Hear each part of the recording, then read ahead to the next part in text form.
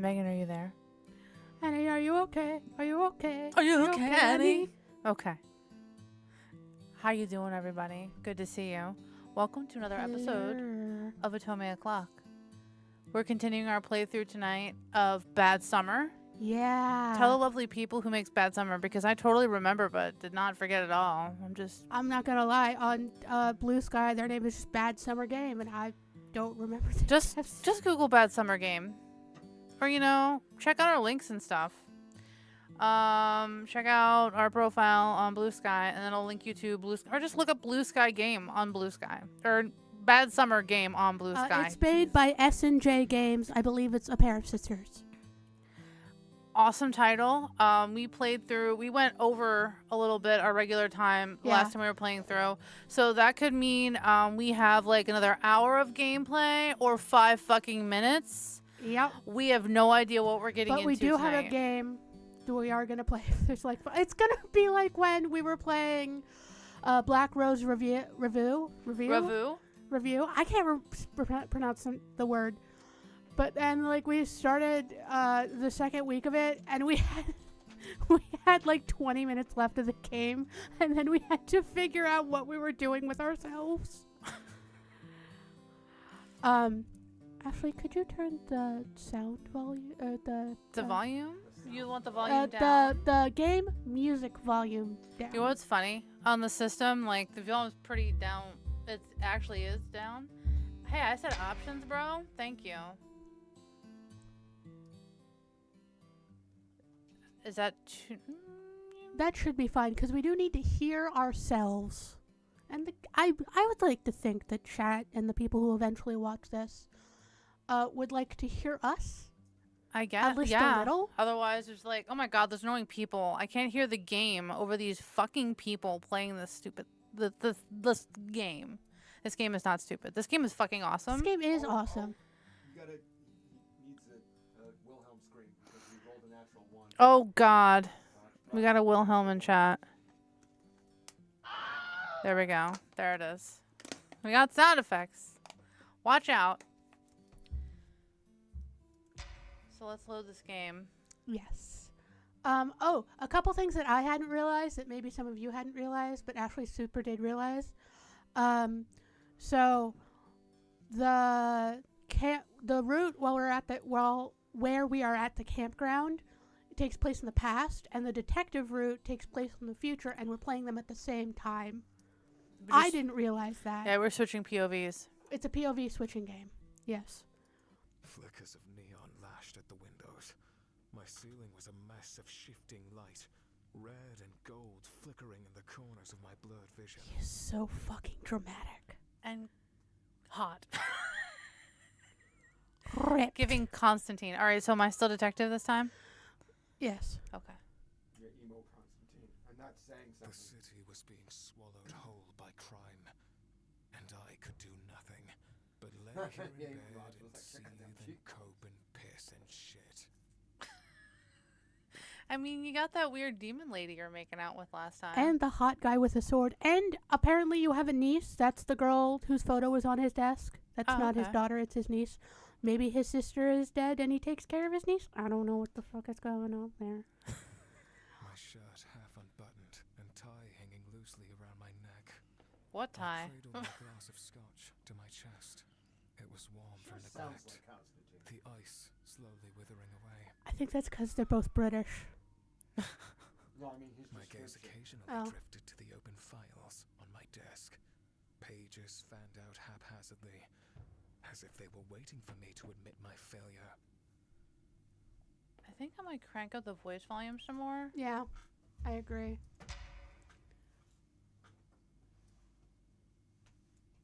Okay. The Bear Ridge Ripper case. There we go. It Them was a sultry puzzle with tones. too many missing pieces. Betrayal was going cold. Those cheekbones. Cut glass to those fucking cheekbones. I should be going over them, playing the tapes again and again, reading the witness statements until something finally gives. What gives is that it was supernatural, dipshit. But I do not move. I raised my drink to my lips.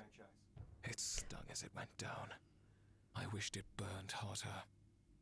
I wished the alcohol scorched a fire so potent in my soul that it gave me the purpose, the incorruptible zeal, to carry on. It never did.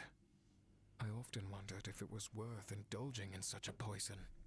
Perhaps it was better to stew in my inadequacy and let the wound fester, to feel the brunt of my suffering until the ache dulled naturally.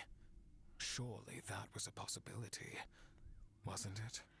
I love the language choice, and the voice actor was fucking killing it in this role. Yeah. Like, goddamn, bro. Oh. I heard her. There's your spooky at mommy. the edge of my consciousness. Her voice a longing whisper, curling into my ear, soft as smoke, and just as suffocating. The haunting symphony dragged across my thoughts, like fingernails on old wood. Her foreboding presence had followed me outside the office, into my I home. wonder if some of his, like, emo situation is because of her powers, like, goobly gobbling his brain. Yeah, like seeping into him. Yeah. That reminds me, there's this fun webcomic I found called Why Not Cosmic Horror, which is basically like there's an eldritch deity that has picked this one woman that then they just like connected for some reason across the cosmos, and he actually loves her. And it's just, but what if an eldritch god had like a romance fantasy? Yeah. And it's adorable, but it also does not shy away from body horror and just madness. That sounds like the anime this summer that Hikaru died. Yeah. We should watch it. Have you watched it? I haven't watched it. We should watch it. I didn't fight it. I let her settle into the hollow between my ribs. It was insanity, really. The way I didn't take off running and screaming whenever she called out to me. The glass in my hand tilted slightly, liquid amber swaying. I brought the drink to my lips again. The scotch burned, but not enough to drown her out. Not enough to wash away the blackness the ISWA had stained on my heart. You made the decision to make out with her, King. I don't think the ISWA had anything to do with He's you. just like, he's having an existential crisis where he's regretting all his decisions because he just kind of is depressed. And he should probably see a therapist. You know what? He smooched a monster, and he's like, oh my god, I smooched a monster. For those of you just joining us and not knowing any idea what the fuck is going on, this guy's a detective. He works for a spooktacular intelligence agency. And this chick was haunting his office, and now they're kind of dating? They connected, and now They she's haunting connected. his apartment. Yes, and he's not sure how he feels about that yet. But she's kind of cute, so he's cool with it for now.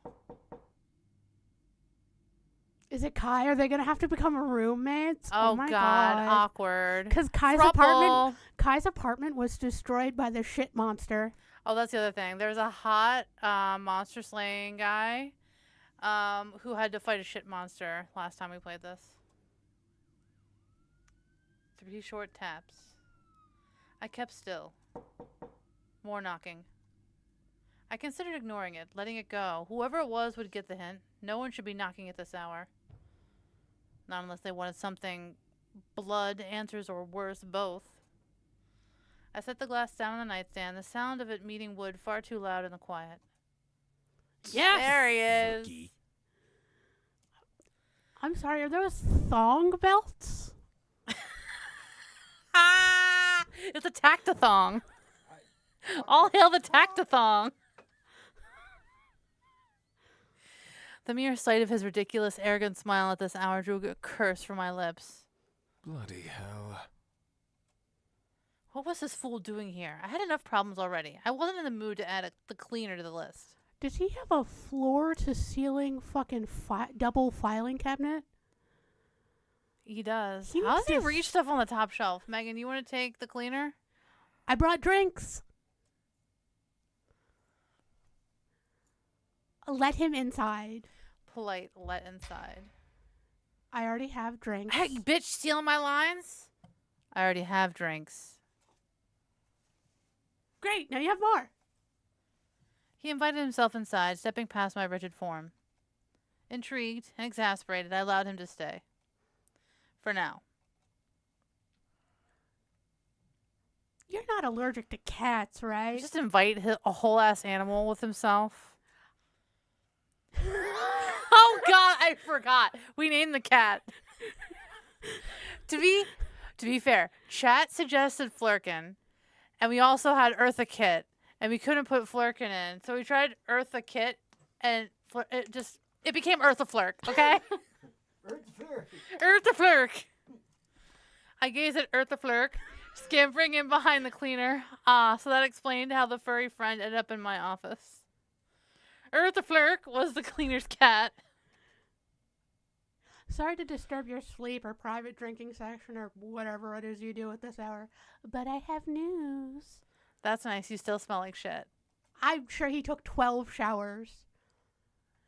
The boss man, the old bald guy with a bad habit of popping up when you least expect it like a jump scare, thinks you need help. We all need help. Guidance. A lot of it. I've been assigned as your partner. Permanently. Counseling you. Guidance, counseling you. Well, until one of us dies horribly, I mean.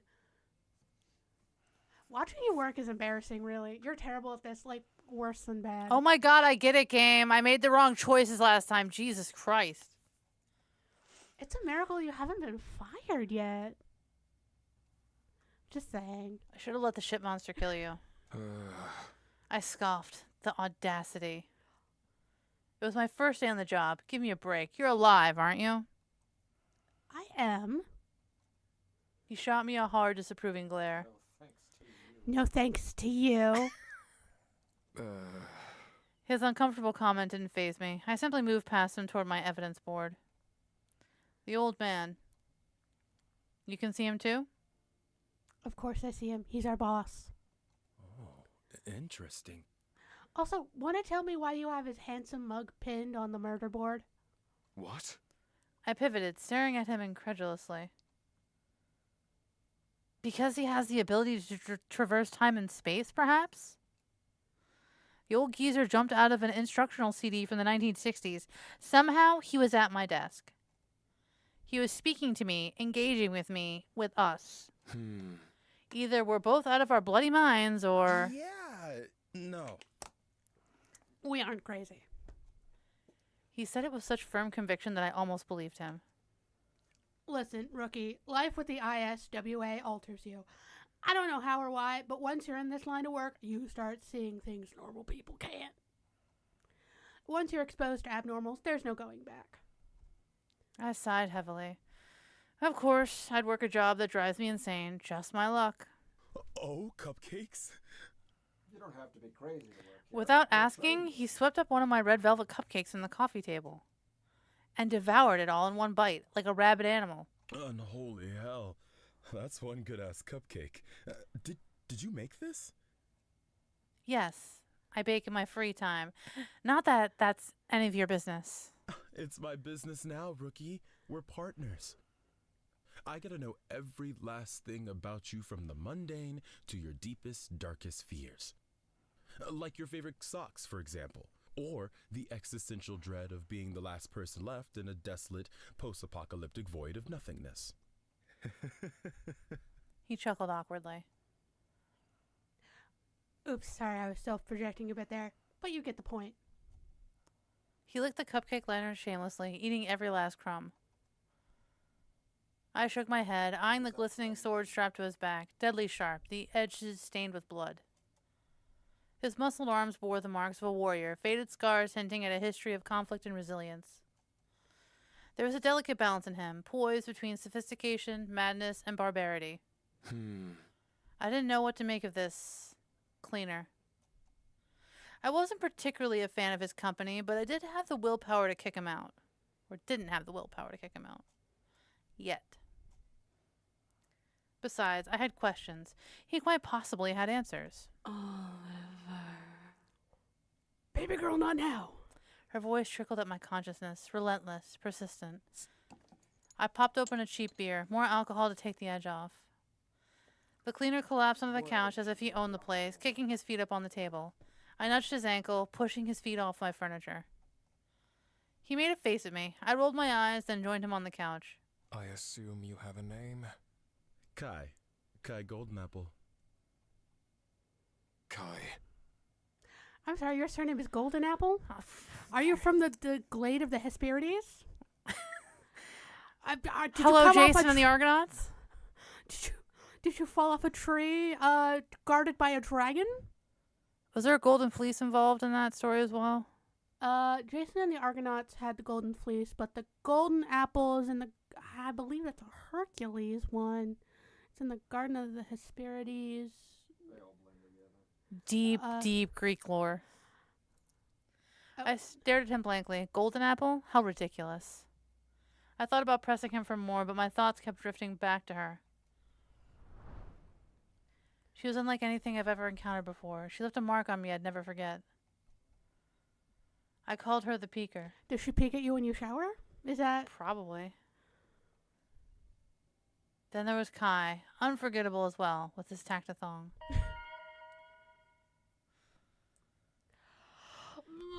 Who is it that refuses to fade from my thoughts? Oh. So you really like the peeker, and I like Kai. I can go with either. Do you want to, Do you want rock, paper, scissors for it? All right. What? Rock, paper. Do it in front of your camera. Rock, paper, scissors says shoot.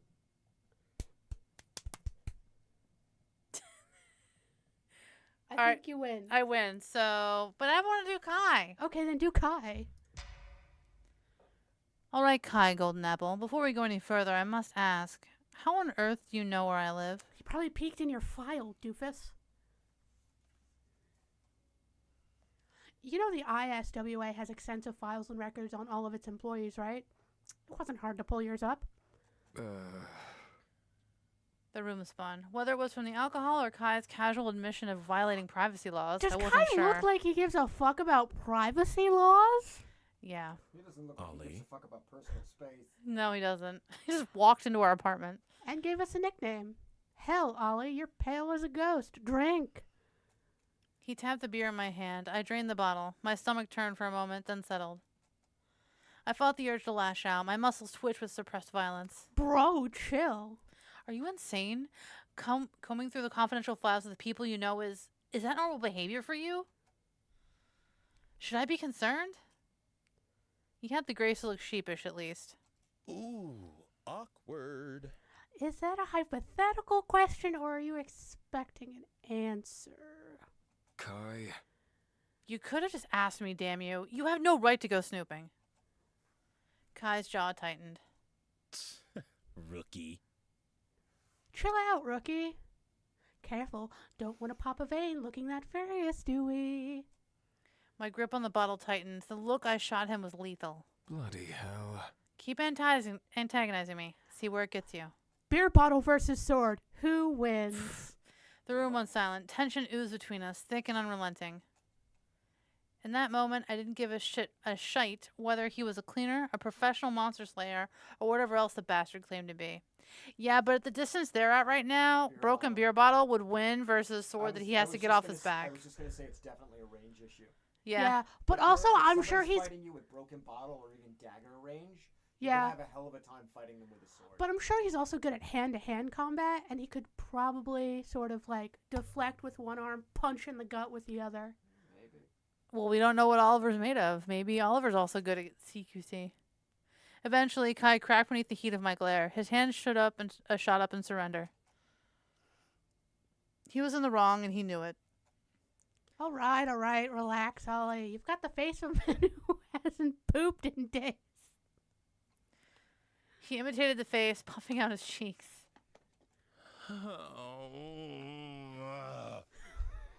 I love this man. He's a petulant child. Fine, I screwed up. I shouldn't have snooped through your precious little files. Happy? Suddenly bone-weary and exhausted, I sighed heavily and looked away, sinking further into the couch cushions. I had a feeling this was the best apology I was going to get from a man like Kai. Do not do it again. Understand? He grumbled something under his breath. It sounded close enough to acknowledgement. And stop calling me that. My name is not Ollie. That made his mouth curve slightly. Oliver has too many syllables. Ollie, though, that's perfect.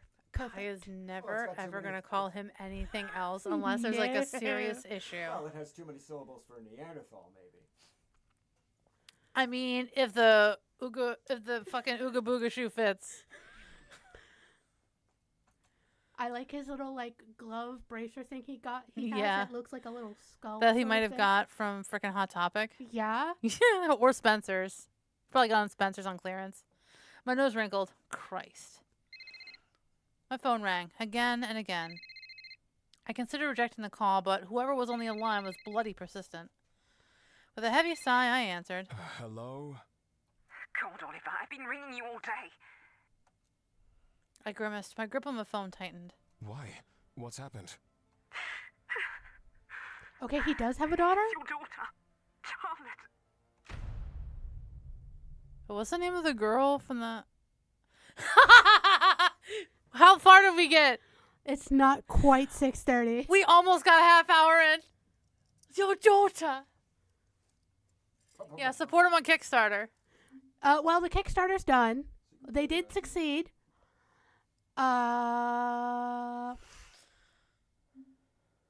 Listen, we knew we either had an hour or 20 minutes. yeah. Let's watch credits.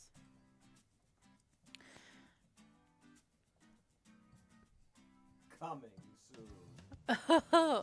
Creepy bum, Jordan Theobald. Do they have a projected time for... Well, because of all how voiced it is, I would say we're about to be in 2026. So at best, Q4 2026.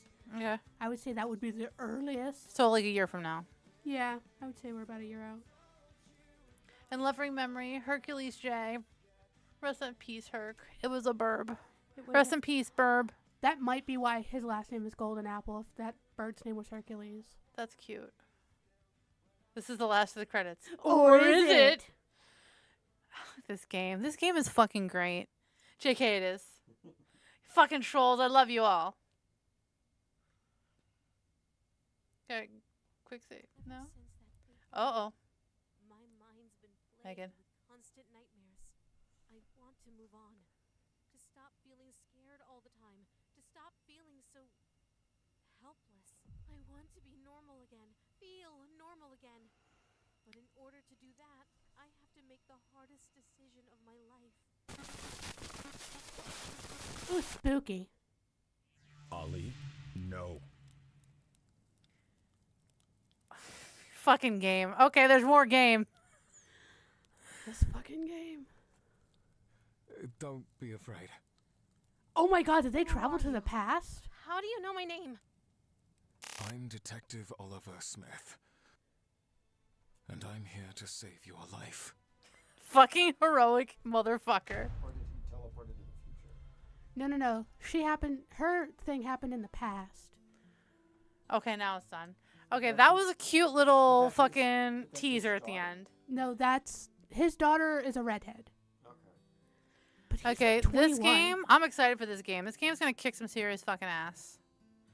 Because there's a lot of gameplay elements to it. Eventually, I'm gonna get around to editing the episode. I just finished the last regular Otome O'Clock episode of Date Everything. That's going to be going up next Tuesday. And then we're going to be doing our playthrough of Bad Summer. So that's going to be going up on YouTube. And can't wait to share that with you guys because that's really... There's actual gameplay mechanics and puzzles.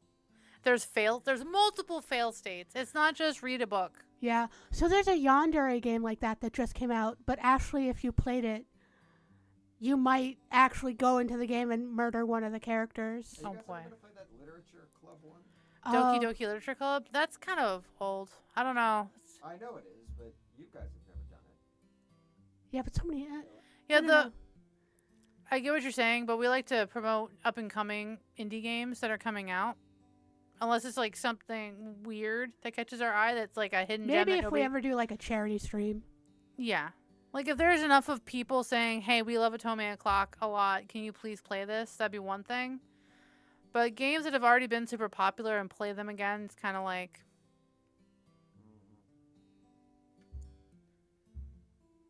Am I explaining it the right way, Yeah. Megan? Yeah. Sure.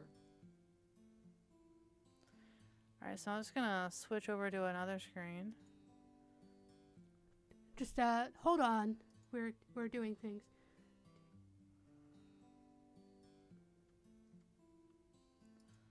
Because I think I have to totally install that other game. Yes.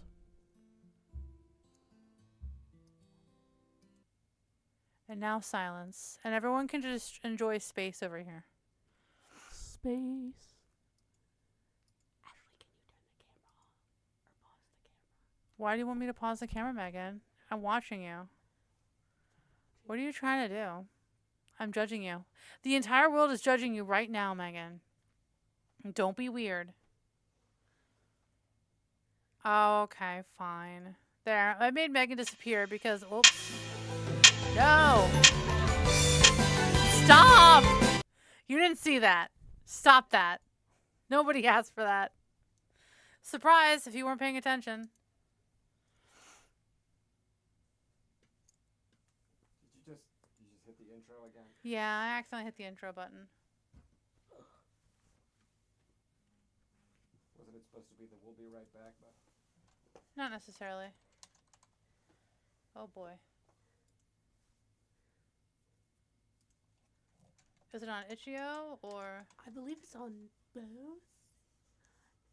Andromeda 6, right there, fourth one down. There's my boy, Damon. Okay. Okay, I guess you have to go to Itch.io then. I guess it's not up on Steam. The demo's not up on Steam. I don't know.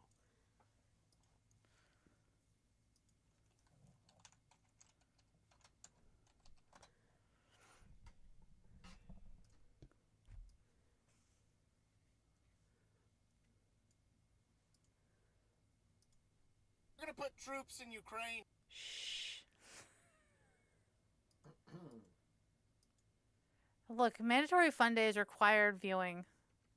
Sure, but not on this show. There, your face is back up there, Megan. Thank you.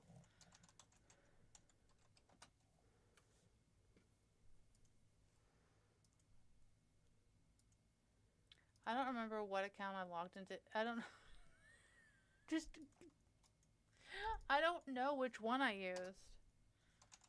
It didn't save any of my information.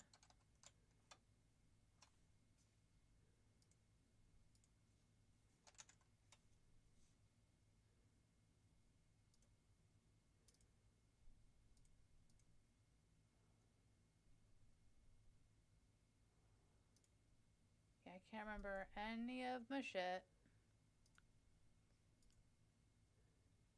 Alright, cool. Love that.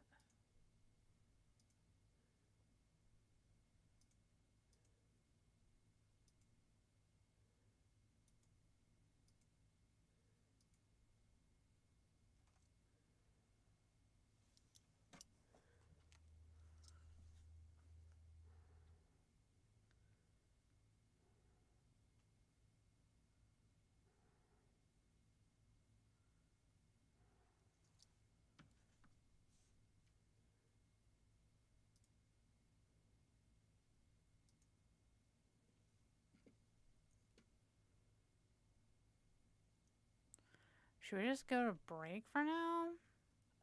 We're taking a small break while we. We're just gonna have this awkward up another silence real game. quick.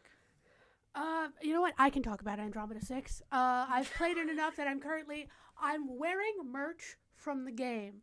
So if you're wondering how much I know about Andromeda 6. So yeah, Andromeda 6. It's sci-fi. I'll tell you a little bit about my past with it. Because I've been with this game a long time. It's almost, I think they still have, I think Chapter 9 came out a couple months ago. It's going to be a 10-chapter game. So we're getting into the stretch where they do the final version of the game, you know. I've been playing this game since Chapter 3.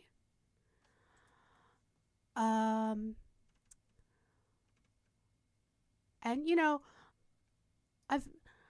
there's been a lot of, I wouldn't say a lot of, but there's definitely been plot changes, backstory changes a little bit, because it is, people respond to what, they're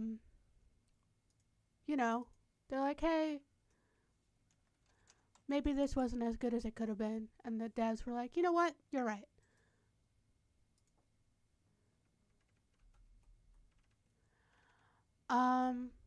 But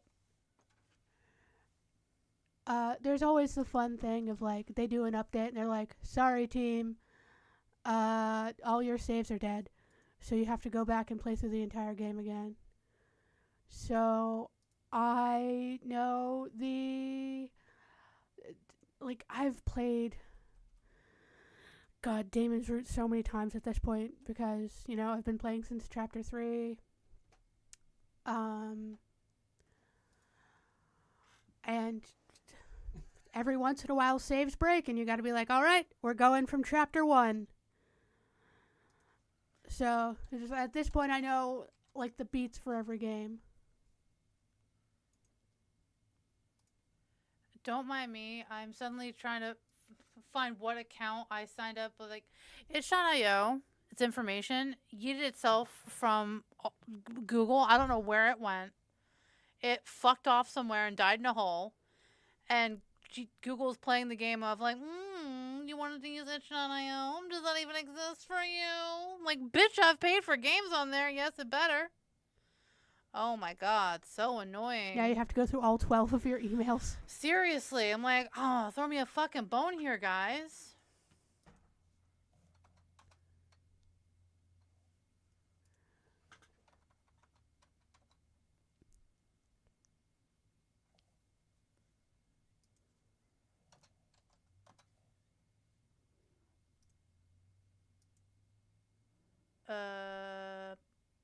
What? Whatever. Unless I never made an account and I just bought games on here.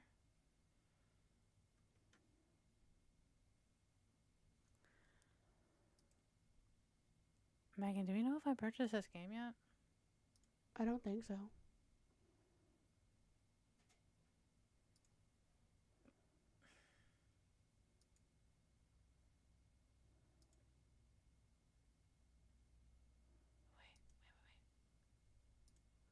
Wait, she's checking another email. This is so annoying. Like, I turned on my computer and a lot of the stuff was like my computer screen just switched. I don't know what my computer did to itself.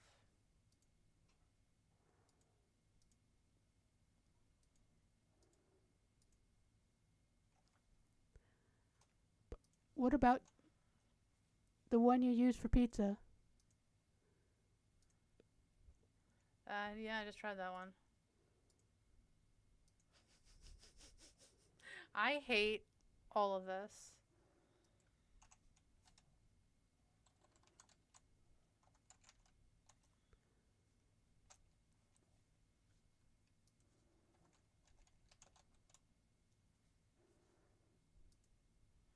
Well, we definitely know what part of the show to fucking cut out. Yeah. In editing. So how's chat been? How's everyone doing? Chat has fallen asleep. Yes, thank you, Adam. It's alright. I don't think you are sorry. Okay, so let's talk about the love interests of Andromeda 6. Yes, so, do that. Vamp for time.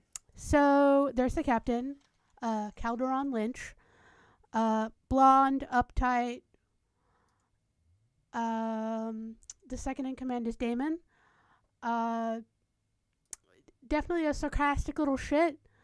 Also an assassin. That's what he used to do. That's what he's very good at is murder, death. Mm-hmm. Specifically with knives. The pilot, her name is Ayame. She is an alien. Her species are called it's called Catalphans. They were from the planet Catalpha, which is a destroyed planet. Think of them as space mermaids. So he's from Krypton. I mean Gallifrey. I mean whatever planet Lobo is from. Let's see. Who should I talk about next? Bash, the engineer. Stampede. Bash, not Vash. Bash is from. Oh, I always forget the name of his planet, but it's a desert planet. That has like a bunch of oases, and that's where all the cities are built around oases. And it's sort of like a hive of scum and villainy. Mos Eisley? Yeah. If Mos Eisley and Las Vegas had a horrible desert child. So Las Vegas? Yes. So if anybody wants to use Las Vegas in their sci-fi original universe, I don't know, what is it called when you original IP? Yeah. Just credit us. Next up is the ship's medic. Her name is... Oh my god, I've forgotten her name. She's also an alien.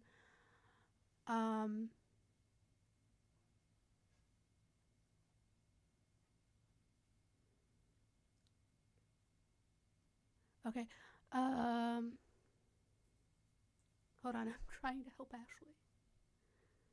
There's really no help that you can really grant me. I don't know. We'll just have to create an account, I guess. I thought that I had one. Apparently I fucking thought wrong.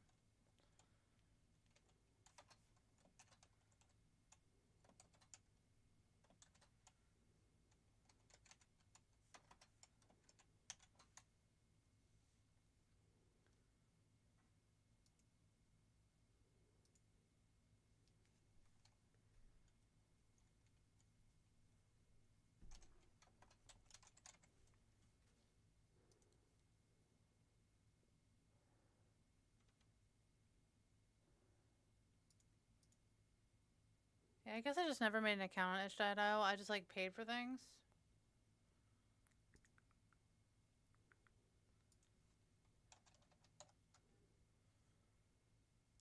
Oh my god, go away, Discord.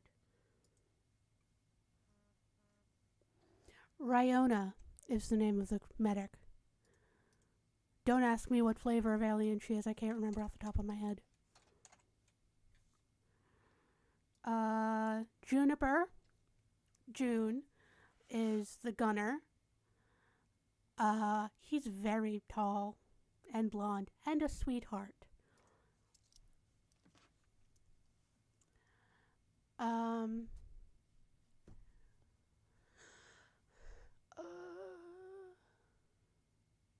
Oh, and if you look on the itch.io page at the top banner, it goes June, Damon, Ayame, Calderon, Ryona, Bash, and person who was for a long time the secret love interest, who you can have possibly had a relationship with in the past. Oh, spicy.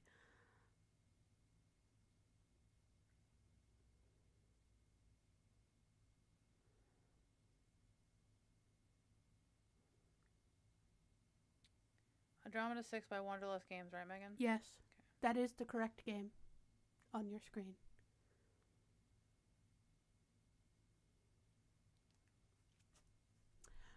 The red-headed romance option is Vex Seraph.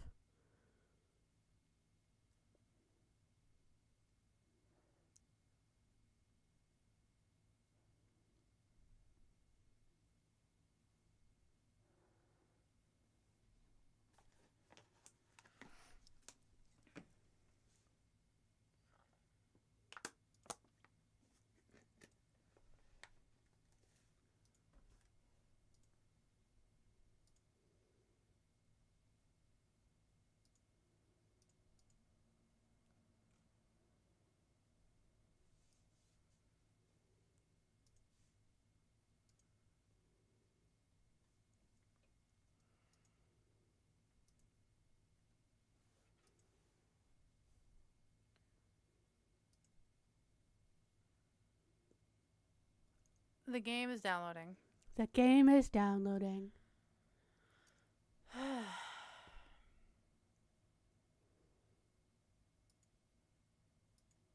have some elevator music to play. Ba ba da da da da da da da da da da da da da. Wow.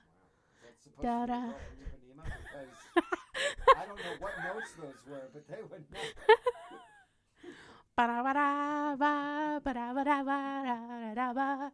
Ba la ba la ba la ba la ba la ba la ba da ba da ba ba da ba da ba ba da ba da ba da ba da ba da ba.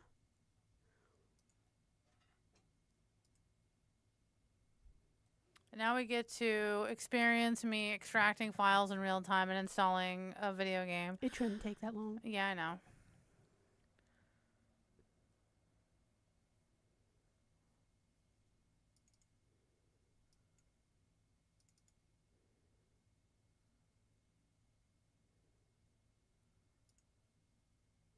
Bitch, I said run the game. It's like, no, smart defender didn't like the scheme.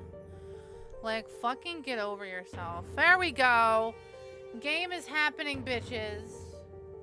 Now we gotta update the thingies. Update the what? The information on stream. Oh, yes, and I will update Blue Sky.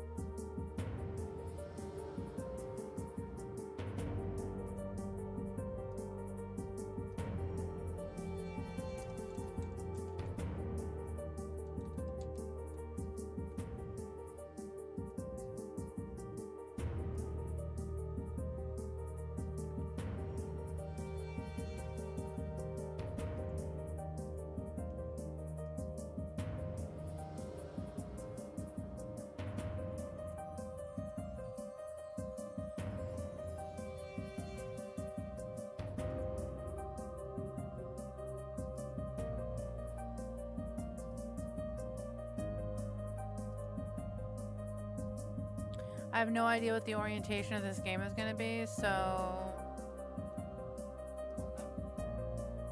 The orientation, like where the bar at the bottom is going to be. It's going to be the same as most games. yeah, but is there gonna be a picture on the side? No, you don't get to customize what your character looks like. Though I don't think the characters show up on the little side.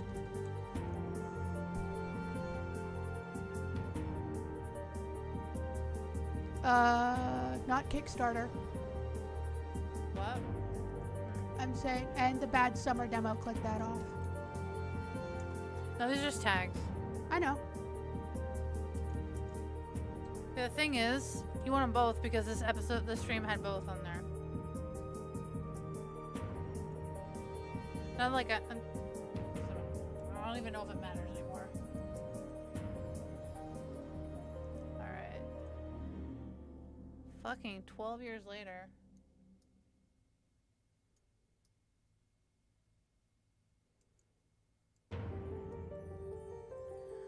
Okay, so the blue one is Ryona. Okay. The one with the mechanical looking eye and the fucking sci-fi tattoos is Bash. Okay. Blonde McBlue Eyes is Calderon. Trench coat is Damon. Okay. Redhead is Vex. Okay. And then facts. No. Shush. I see where you're going with that.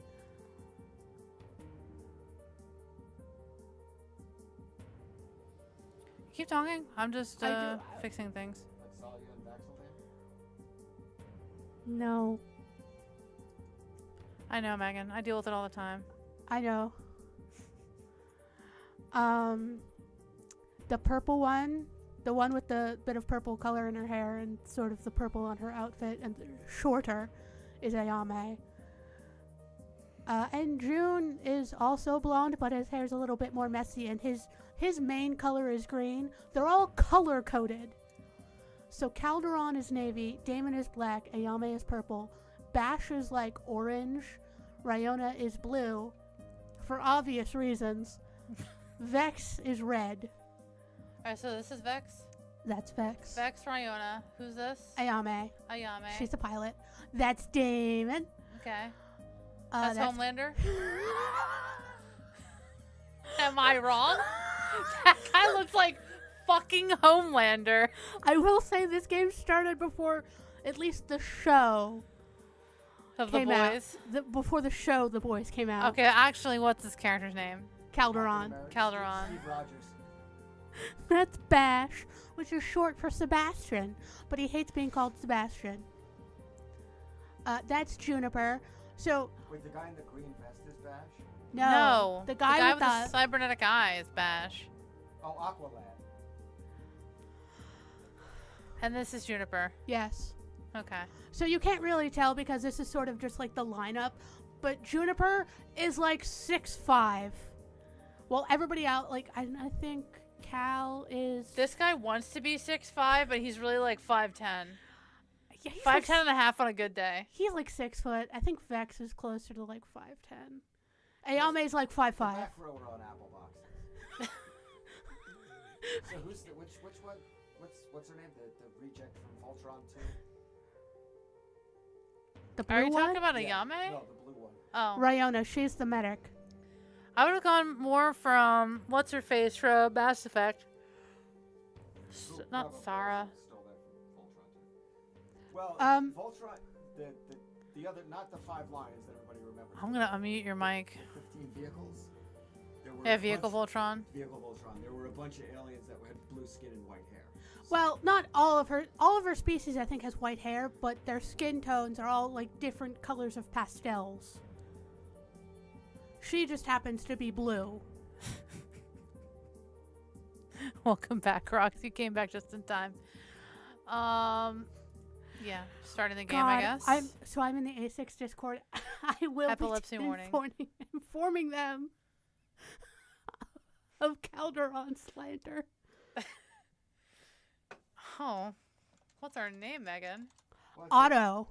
Not Otto like a I car. can't- No, don't put Phil. It's a good thing we're Just not put Otto. PC in our chat room. It rocks us when they're yelling about drugs. I don't care about the cocaine Me either. or the drugs. Otto. We get a surname in this game. Autofill. Our surname is Pegasi. Pegasi? I don't know. There's an Yeah. apostrophe in there. Oh, now I would say he would probably be Tilari. Tilari is the pastel skinned people. Okay. See, I thought it was first name Otto, last name Phil. That's what We have a surname in this game, so we're not using Phil. We're just using the in-game last name. Ugh. We can't change it. Ugh. Ugh. Kitelfins are the space mermaids. Okay. Space maids. They're more amphibious. Do they just kind of float around in space? I know. It's like, how does They that had a work? planet that was mostly Space ocean. mermaids, Oh, how does that okay. work? Uh, Are they from Space Australia? no. Space Dingo, wait, more space, baby. We get it. You're from Space Australia. All right. So I will Nobody asked for say that. that, like, Whoops. I would say Tilari because Otto has a lot of pastels in their character Yeah. design. Oh, great. We already got error 404. Unknown. Also, there's no voice acting. That's me I'll do warming at up. least Otto. Red Okay. yellow, red yellow, Are you going to do the internal dialogue as well? Yes. My eyes crack open slowly. One and then the other. In an instant, I'm blinded by fluorescent lights that make my head pound, and at once I regret the action. From the heaviness that settled in my bones, I feel as though I've been asleep for a century, and with a low groan, I manage to push myself up on my elbows and clumsily survey my surroundings. Where the hell am I? I find myself in a small room, metal walls, a desk, and some shelves.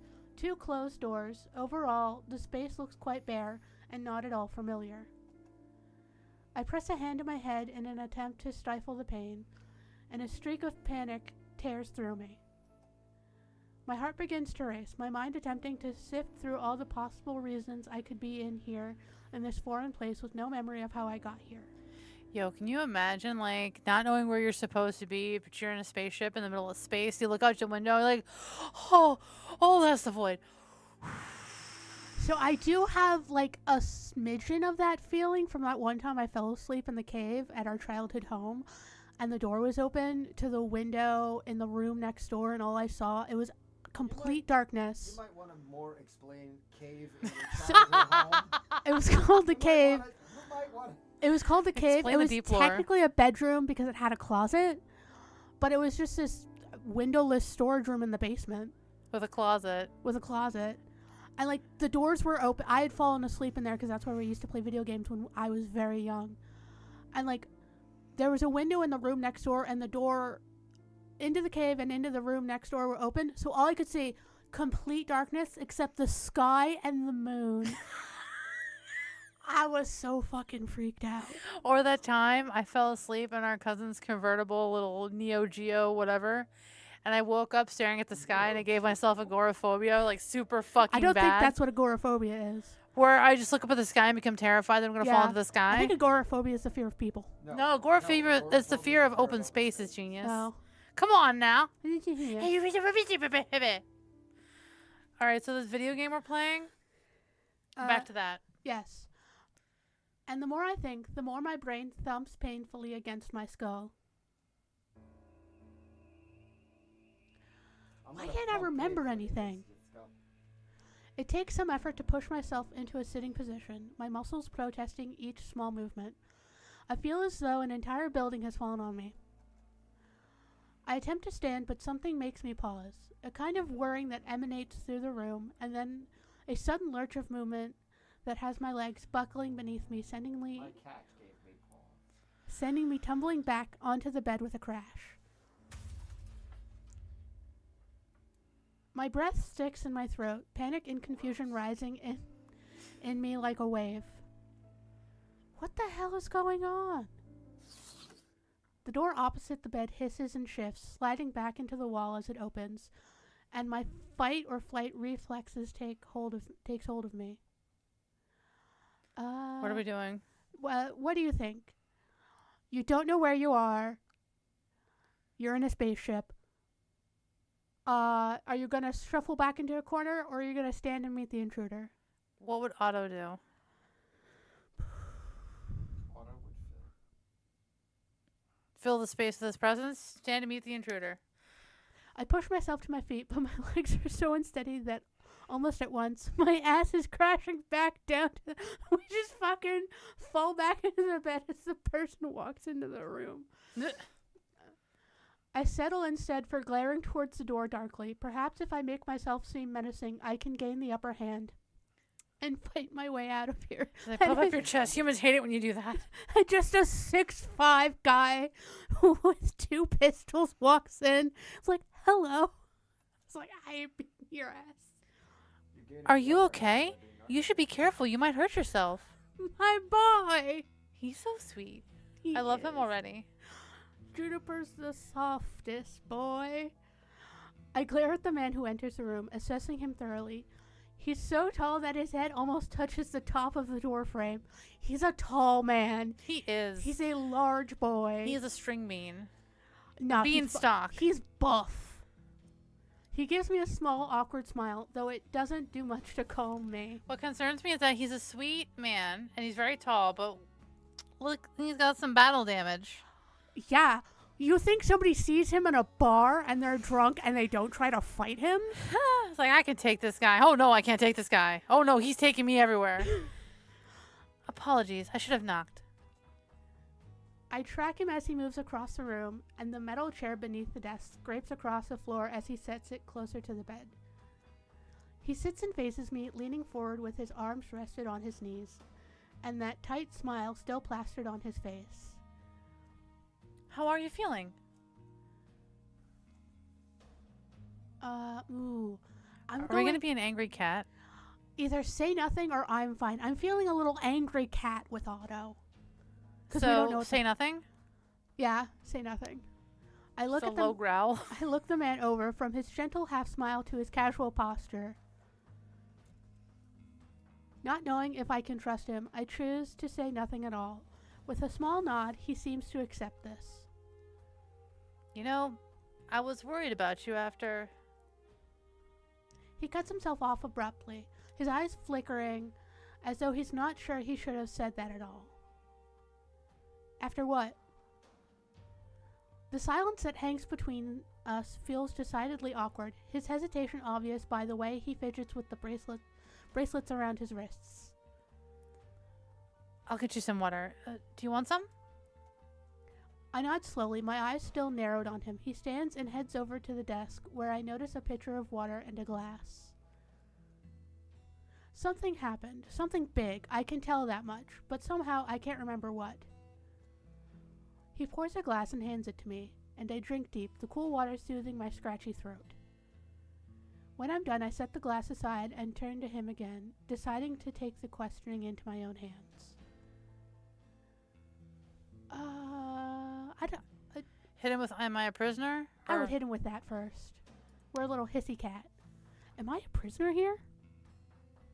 What? No, of course you're not. You were injured when we found you. We brought you onto the ship to patch you up. Injured how? You're on a ship, the Andromeda 6, and my name's June, by the way. What can I call you? I open my mouth to tell him my name, but I come up short. What is my name? I have a name. I feel it there on the tip of my tongue, but every time I reach out for it, it escapes me. I'm not sure. Not sure? I have a name. I just can't remember it for some reason. June frowns, and the familiar feeling of panic begins to bubble up inside me. I should be able to remember something as simple as my own name. Closing my eyes, I try to coax the knowledge from my memories. I can feel it lingering on the edge of my thoughts, and I know it's close, hidden behind the mist in my mind. Nothing. Why can't I remember? My throat tightens at the realization. Not remembering how I got here is one thing, but not knowing my own name? All the names that cross my mind feel foreign, not one of them standing out as mine. Panic begins to sear my lungs, constricting my throat, leaving me gasping for breath. Hey, don't panic. Look at me. June shuffles his chair closer to the bed, his eyes locked on mine. He takes a deep breath in through his nose, releasing it slowly through his mouth. Take a deep breath, and then you can panic. With a hand, he gestures for me to do the same. After a few breaths in and out, the tightness in my chest begins to ease and cool air floods my lungs. That's it. Good job. Now close your eyes and relax. Just keep breathing through it. I hesitate, but I follow his instructions. Closing my eyes, I roll my shoulders and let out a deep, shuddering breath. He's the biggest fucking green flag. It is He's even green. He's even colored green. Yeah, he's so therapeutic right now. Like, I need this. We all need a June. Just like, you know what? You need to breathe. You need to breathe. In. Out. Okay? You're okay. Breathe out. Breathe. I know my name. It's here. Somewhere. Don't try to force it. Focus on clearing your mind. Get some lube. Let it come to you. His voice washes over me like a balm, soothing and healing my fractured nerves. Like a balm. Like Tiger Balm. Breathe in, breathe out. Washes over Breathe me like a in, balm. breathe out. Like C4. Megan's gonna fucking kill us for not stop this, Adam. Ever so slowly, my mind empties. The darkness it leaves behind, Well, like an endless abyss, waiting to be filled. With your love.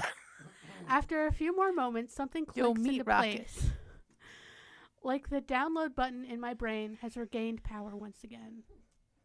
Trying to hold all other thoughts at bay, I part my lips and speak the one word that hangs like a neon light in the back of my mind. Otto. Otto. That's my name. are you sure? A breath of fresh air washes over me, the frustration beginning to recede. I try to push my mind a little further, a last name or even my home. But the more I try, the more the black hole of my memories sucks me into nothingness. Nothing comes to mind, not even the slightest inkling. I decide not to push it anymore, for now.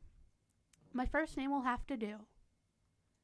Slowly, I open my eyes again, a smile tugging at my lips as my eyes fall upon June and that contagious lopsided grin of his.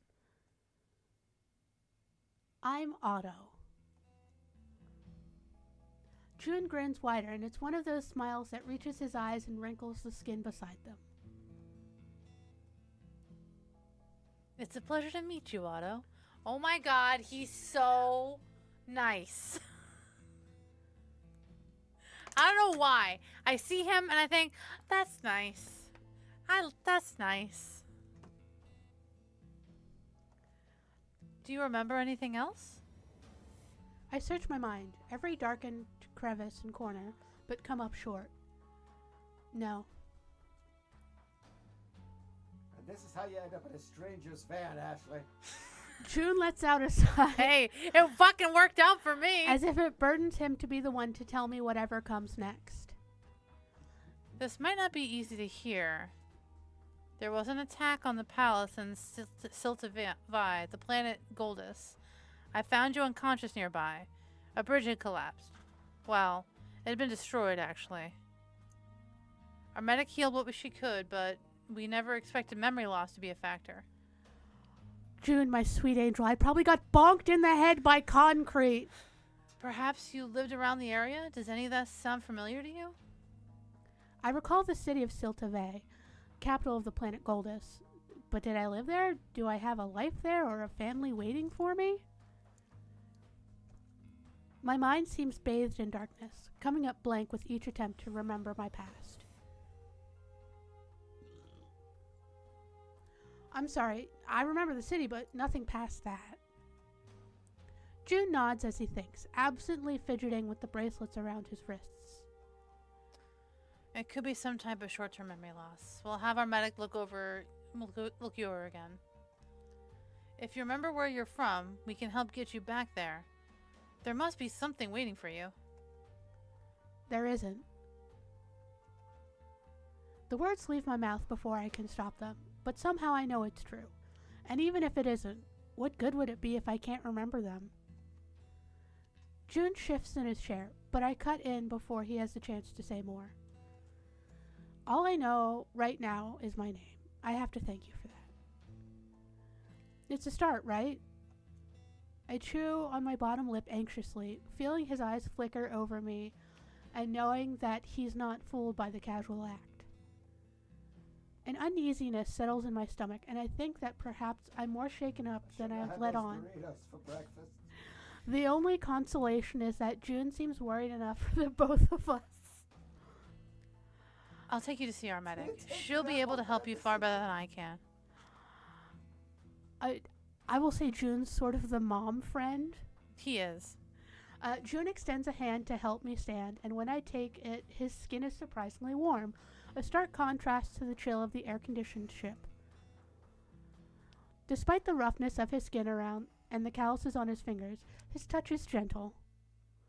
For a moment, I think I might be okay to stand on my own, but when I let go of his hand, my legs buckle beneath me. Letting out a yelp, I fall backwards for only a second before a strong arm wraps around my waist, holding me up. Just threw my fan in excitement.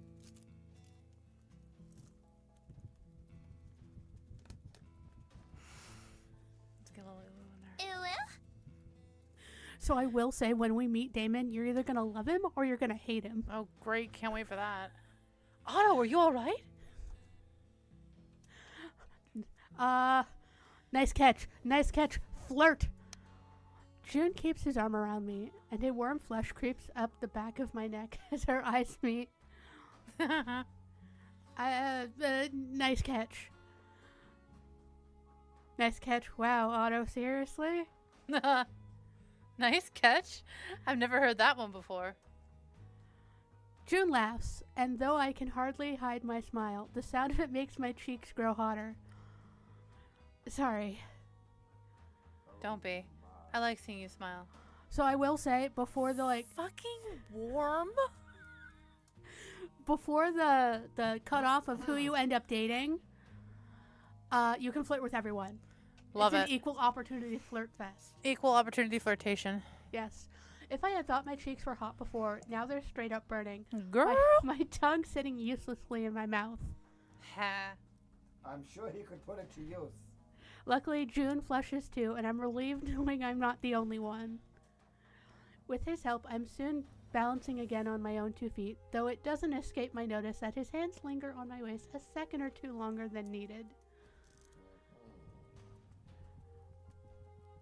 Carry on. Uh-oh. I'm cut short when the lights above us blink on and off, and the ship lurches, prompting June to steady me with a hand on my arm once again. What was that? Oh, technical issues. What kind of technical issues? I raise an eyebrow at him. The last thing I need is to be stranded on a broken starship with no memory. One crisis at a time, thank you very much. It's nothing to worry about. Come on, I'll take you to the infirmary. I follow June out of the room and down a short corridor where he stops in front of a set of blue transparent double doors. This is where I leave you. I should probably get to the bridge before all hell breaks loose. The alarm must show on my face because he shakes his head and chuckles softly. Nothing to worry about. Head on in, and Riona will take care of you. Thank you, June. He pauses for a moment, giving me a strange look that I can't quite place. And then, just as quickly, it's gone. You're welcome, Otto. I'll see you again soon. He smiles gently before he turns and disappears down the corridor, and I turn to the doors in front of me. Don't say anything, but is our character actually the captain of the ship and June's the second in command and everyone's really concerned because things happen? No, Calderon's the captain. Oh, okay.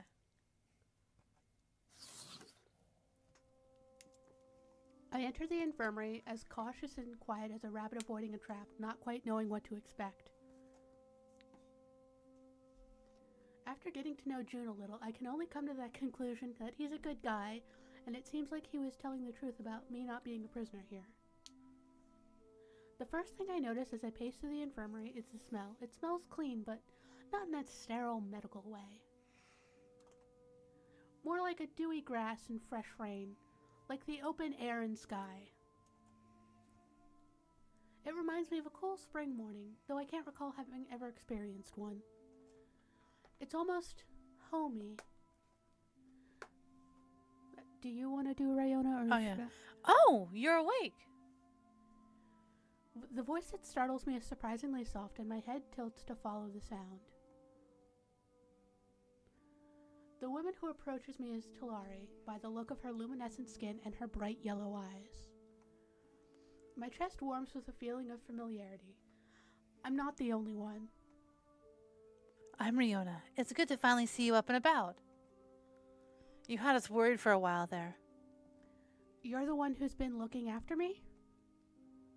She smiles, and there's something so calming about it that it soothes me right down to my aching bones.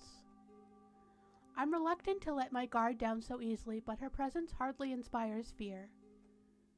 Yes, I'm the medic here. And your name is?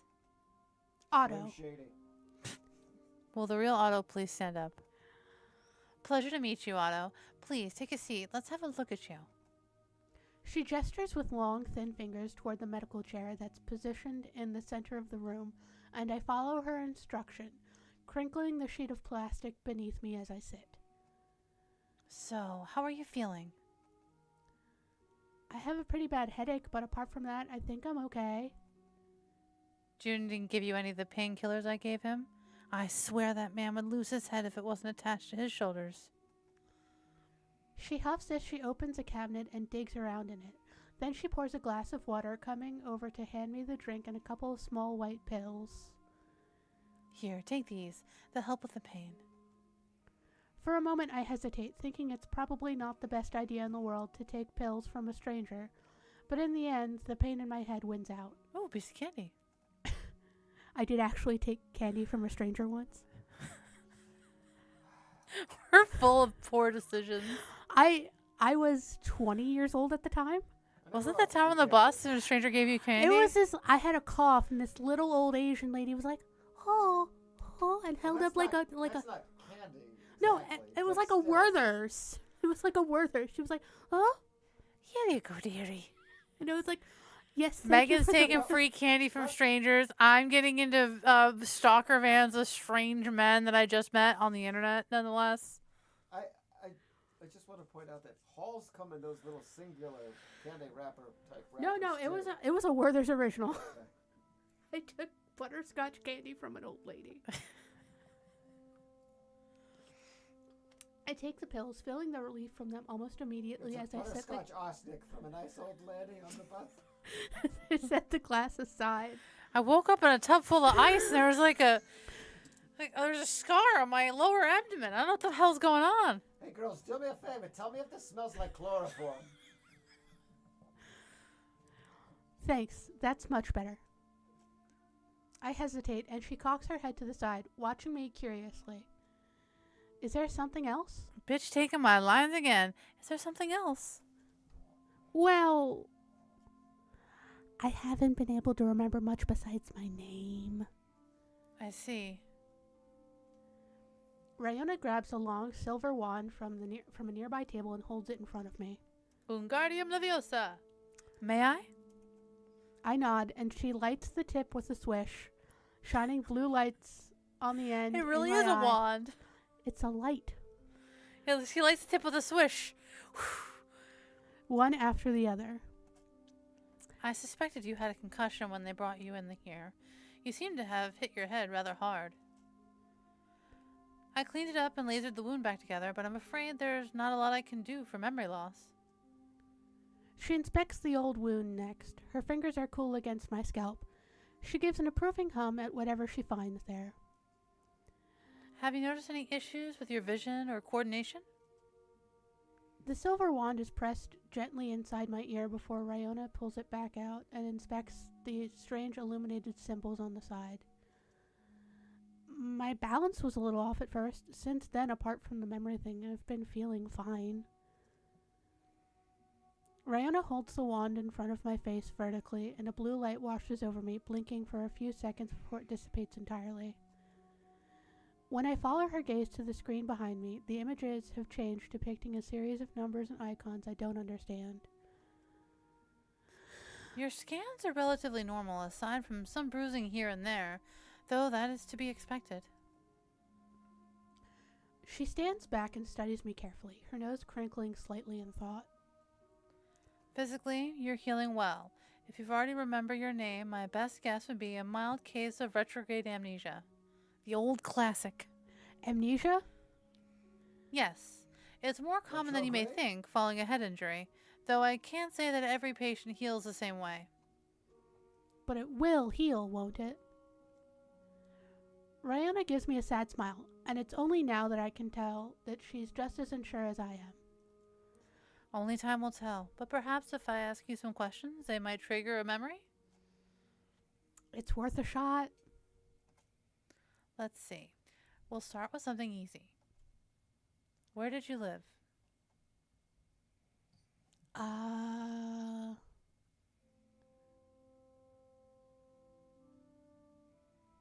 So, I know the answers. I'm gonna let you choose. In a big old city. A city, at least I think so. The images are hazy, but when I really think about it, I get flashes of a golden sky. Clouds stretching as far as I can see. That's a good start. Do you see anything else? I close my eyes, like I did earlier with June, and try to remember more.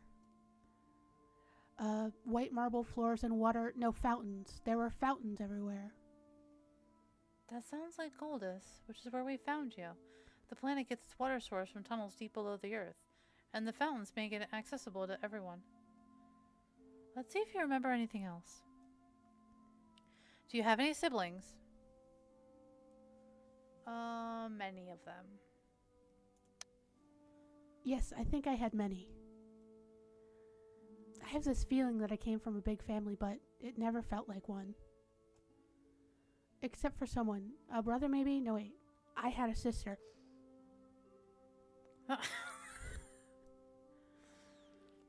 I gasp when a sharp pain shoots through my head. Whatever memory I was grasping onto, slipping through my fingers like sand.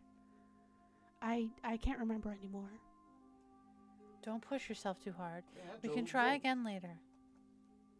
I nod and glance around the room, and once again I'm hit by that smell. I notice now that there's something else mixed into it, something sweet, almost fruity. Can I ask what that scent is? Oh, it's my mister. Ryona gestures to a small cylinder-shaped object in the corner of the room, glowing faintly. I can program it to replicate scents. This one is from my home planet, Tilaran. She giggles unexpectedly, as if she didn't mean to say that. Can you make it not smell, or is that nonsense?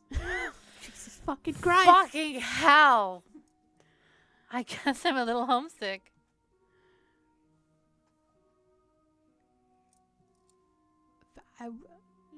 Choose whichever one you want.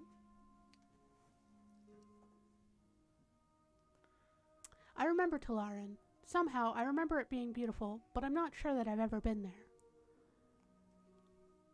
That's a good sign that your memories are still there. Somewhere. Ryona smiles fondly, and when her eyes turn glassy, I imagine she's envisioning her home in her mind. And you're right, it is beautiful. Crystal water, clear skies, green stretching as far as you can see, and dotted all over the planet are enormous spires, towers that disappear high into the clouds. Each spire can hold an entire city. Hospitals, schools, homes. People think Goldus is the shining star of the system, but Tilaran is the real jewel. It's more beautiful than this hunk of junk anyway, but don't let the captain know I said that. The captain? Huh, I haven't met them yet. Perhaps they can give me some more answers. Or some new questions. Why did you leave Tilaran, if you don't mind me asking? It looks like she fucking does. She smiles sadly, and I can't help but feel a little of the emotion myself sinking into my skin like dew. Gross. I wanted to help the people that no one else would. The wood people? Megan, I can't mute him any harder. I mean, that's awfully irreversible, you know what I mean? Just pick one of them, Ashley.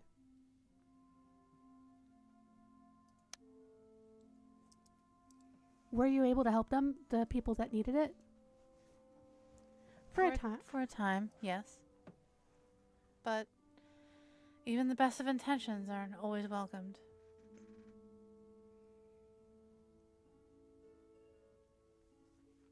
Her face changes, that sadness I've seen glimpses of every now and then coming to the surface once more. And sometimes things don't go as planned. I'm sorry to hear that. She smiles at me gratefully, and there's something beautiful about it, something pure and utterly selfless. It strikes me that someone with this much kindness and devotion towards the world should never have to go through such hardship, but I can only hope that whatever she's had to endure has only made her stronger. The ship lurches violently, and Ryona and I grab a hold of the chair, fixed securely to the floor to keep ourselves from flying across the room. Again, what was that?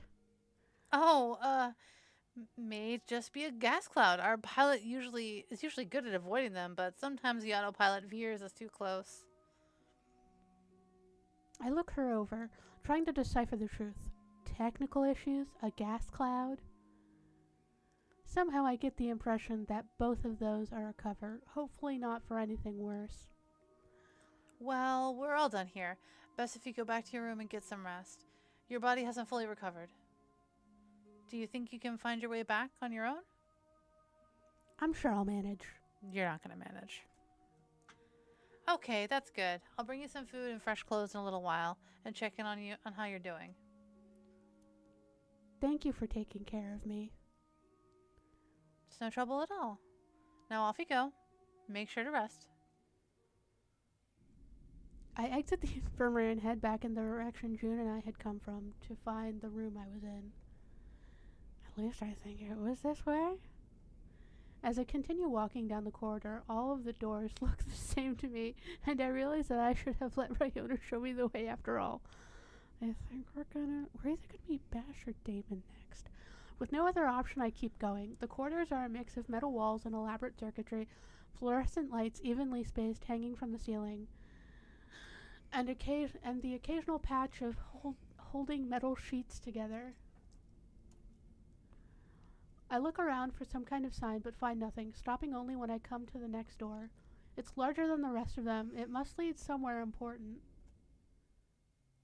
Okay, this is definitely not where I'm meant to be. Curiosity gets the better of me, and while I know I should be resting, per the medic's orders, I can't stop myself from exploring the space.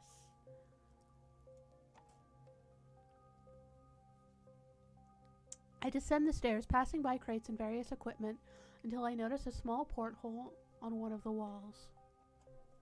Stepping closer, I peek through the window, finding the view to be absolutely breathtaking. The vast dark abyss of the universe is laid bare in front of me, and as I count the stars in the distance, I wonder, am I truly from Goldus? Somewhere out there, the answers wait for me. I'm sure of it. Somewhere in the system lies the key to my true self. My only fear is that it may be unwise for me to go chasing the ghosts of my past. Perhaps this all happened to me for a reason. Perhaps I'd be better off leaving the ghosts buried and start anew. But something tells me deep down that I need to know. Well, well. Look who's up and running. It's my boy! I'm startled by a voice behind me and I jump, turning to find the source. Relax, kid. I'm not gonna... Holy shit, is that what all this racket is down here? The man who had previously interrupted me steps up to a nearby door, pausing as he studies the panel beside it. When he turns to me again, he swears under his breath, rubbing a hand over the back of his neck. This is not good. The captain's gonna flip his lid when he hears there's a hole in the cargo hold. I'm sorry, a hole in the what? You mean the ship? Is it safe for us to be here? I can feel the panic rising again, the fear that we could be sucked out into space at any moment sounding like a very real possibility. Are we about to be spaghettified? No, there's no black hole nearby. The man paces a few steps as he mumbles to himself, looking at the door nervously before turning to me. Don't worry, that door is airtight. I'm more worried about the Lotalis supply we had stored in there. When I don't say anything, his lips pull into a tight line. Small fruit only grows on Talaran? You're Talari, aren't you? Surely you know what I'm talking about? I shrug my shoulders, and he lets out a defeated sigh. Doc gets cranky without her special fruit, and you do not want to see her when she's cranky. Come on, let's head to the bridge. We can chat on the way. He turns briskly, and I debate running in the opposite direction before I think better of it, and I'm forced to jog to catch up with him.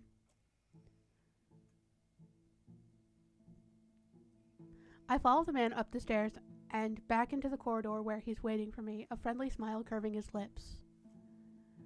I'm Bash, by the way. You got a name? Otto. Pleasure. So, Otto, how the hell did you end up in the middle of the coup on Goldus? The coup? I don't remember.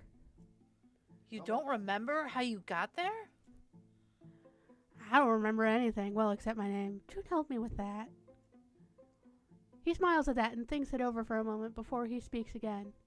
Well, that's brilliant. Think about it. It's not every day you get to make up a brand new identity. You want to pick a new name? If you do it quickly, I won't tell anyone you swapped it. Not that there's anything wrong with the one you have got, but think of all the choices. I stare at him stunned, and after a moment or two, his face drops in realization. Unless You're not happy about all this? Shit, I'm sorry. I fucking love Bash. Sometimes it takes my head a few seconds to catch up with my mouth, you know? Bit of a lag issue. What do you want to say? What do you want to say? What do you want to say? What? Oh my god, pick one! Hey, it was a good idea, truly. And who knows, I might consider it, but only after I figured out a few more things about myself first. Who knows? There might be something worth keeping. He grins, his smile wide and warm, and suddenly I feel like this place might not be so bad. Bash appreciated that. Well, if you need any help coming up with new names, let me know. I've got a ton of ideas. And hey, I get it. There's nothing like falling on your ass to make you feel like nothing in this damn world makes sense anymore. If it's any consolation, I've been there once or twice myself. His smile turns sad, and I have a hard time imagining anything in the world bringing down the bundle of energy in front of me. There's nothing like blunt force trauma to make things not make sense. Well, he definitely had some blunt force trauma in his past. My eyes drift to the tattoos flickering over his skin, the ink glowing luminescent under the spaceship's lights. And then to the bionic arm at his side, a network of metal plates and connectors intrinsically woven together. On closer inspection, I noticed the hastily patched repair jobs and oil-stained bandages holding parts of it together, and I can't keep a smile from tilting my lips. Do the bionics make you nervous? I snap my gaze to his face, embarrassed at being caught staring. Don't snap your gaze. And when he laughs, Gotta be nice to your gaze. and when he laughs, I can't help but feel like he's laughing at me. Have you never seen bionics before? Your mouth is practically dragging on the floor. No, I've seen them before. I don't know. Maybe I've never seen them up close? Oh, that's it, is it? You're hoping for a closer look? Do you wish... Flirt back. Flirt back. He waggles his eyebrows at me suggestively, and my lips curl into a wicked grin. Two can play this game. I stop and turn to him, slowly running a finger along his metal arm, the touch of it so cool beneath my fingertips that I almost shiver.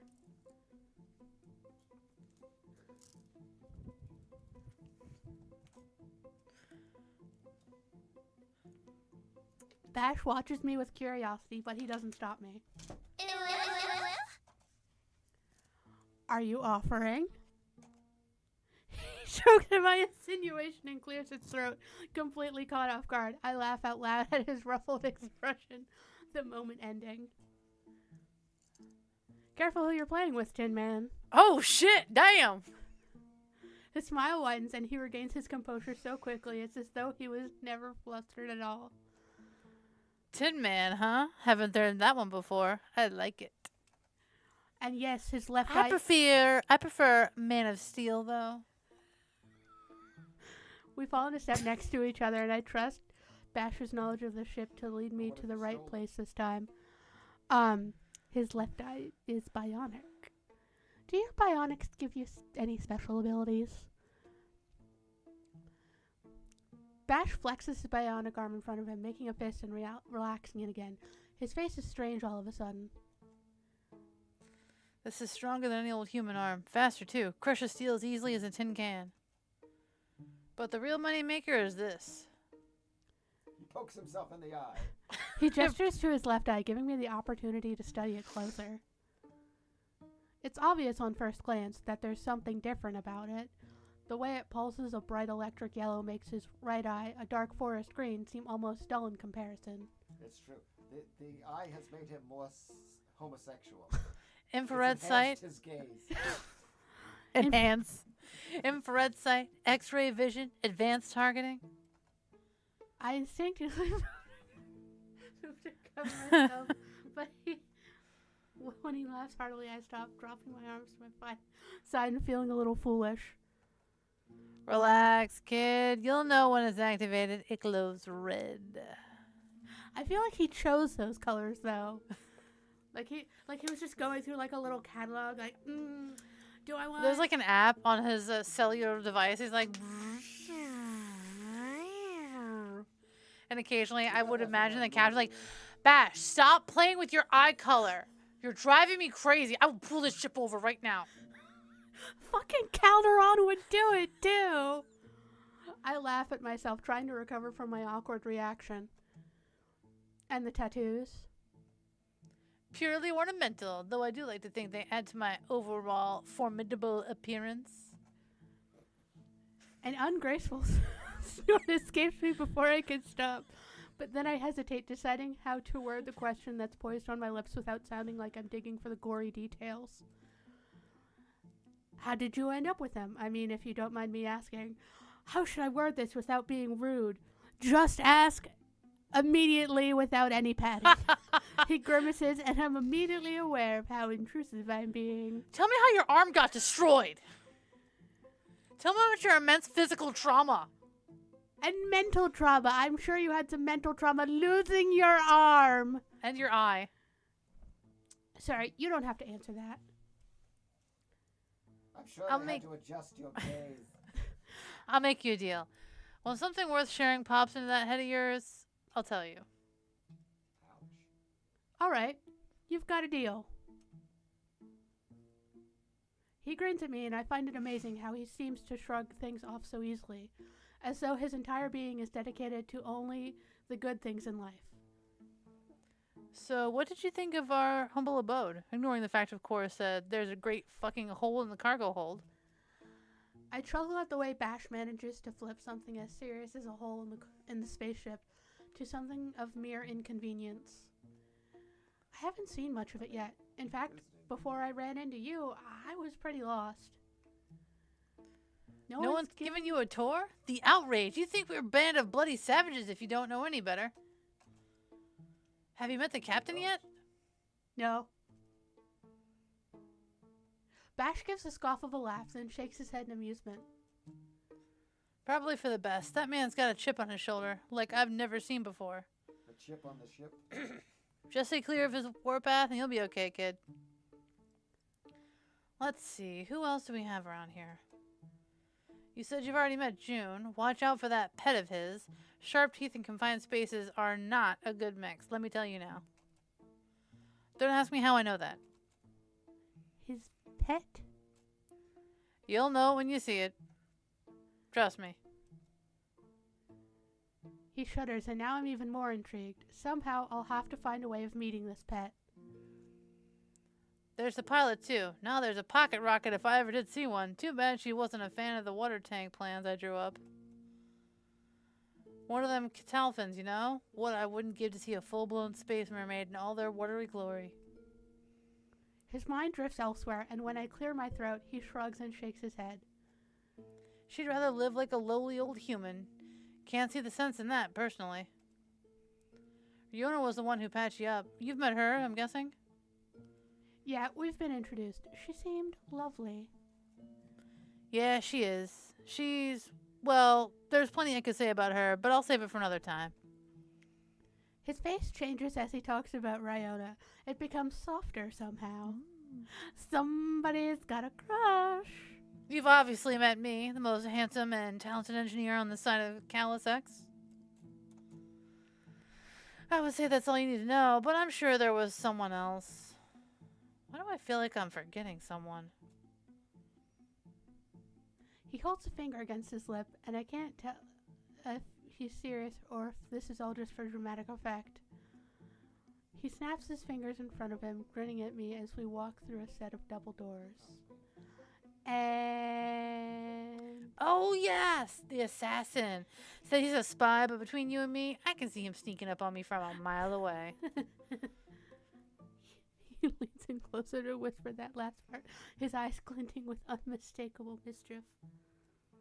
He's always lurking in the shadows, playing with his knives. You know, this one time, I swear I saw him. Saw me what? There he is. Ah! Damon! Hey, I was just telling the newbie all about our happy little crew. Delightful. Please don't let me stop you. You know what? I think I hear the captain calling my name. What's that, Cap? Bash is already halfway across the bridge before I have the chance to say goodbye, leaving me standing on my own at the entrance. Well, not entirely on my own, as Damon is still leaning nonchalantly against the wall next to me. I spare him a nervous glance, my skin prickling under his cold stare. The way he's looking over me makes me feel like I'm not so much a guest on this ship, but his prey.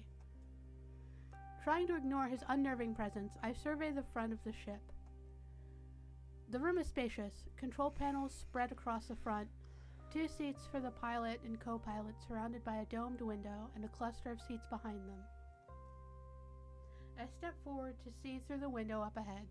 The view of Solota is even more breathtaking from here. I have no idea which planet we're currently passing, but somehow it makes me feel unnervingly small, a tiny insignificant speck, alone in this vast galaxy. The drifting sound of arguing reaches me, and a couple of people I don't recognize, coupled with June and Bash, pace about the room.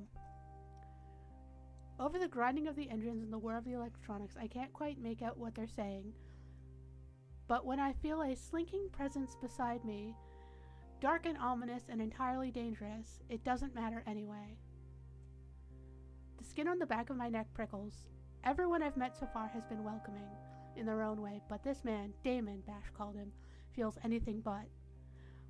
My eyes flick to the side, and I know, even before I see, that he's watching me. Alright, I will say in Damon's defense, you are a random motherfucker that one of the crew members picked up and hauled on the ship, and Damon's like... Picked up a stray? I'm like, what the fuck are you doing? Yeah, Damon's like, who the fuck is this? This could have been a saboteur? Who the fuck is this?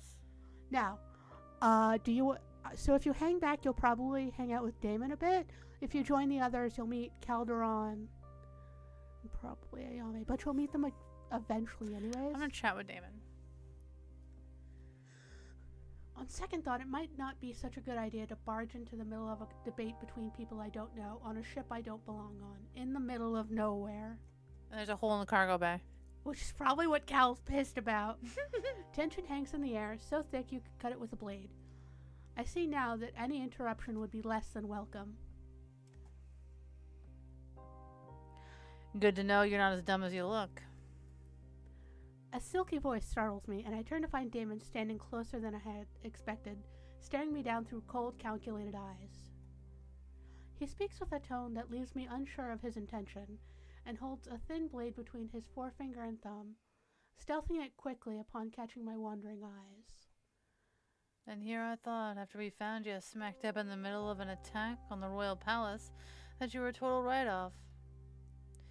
Maybe I was wrong. I stare at him dumbly, baffled by the way he exudes so much charm, yet comes off so utterly disrespectful at the same time. Tall, dark, and handsome is an understatement for the man in front of me, but there's something else too. Snarky asshole. Yeah. Something venomous lingering behind that wolfish smile, something that seems almost cruel in comparison to the beauty of the rest of him. Damon lets out a long, dramatic sigh as he sizes me up. No. Something about your slack-jawed, half-witted stare tells me I most certainly wasn't. Did I ask for your opinion? I should be the bigger person and ignore him, but I'm not. And after what he just said, I don't want to be. And he seems like the type of guy that likes it when you fight back. Have I played his route several times?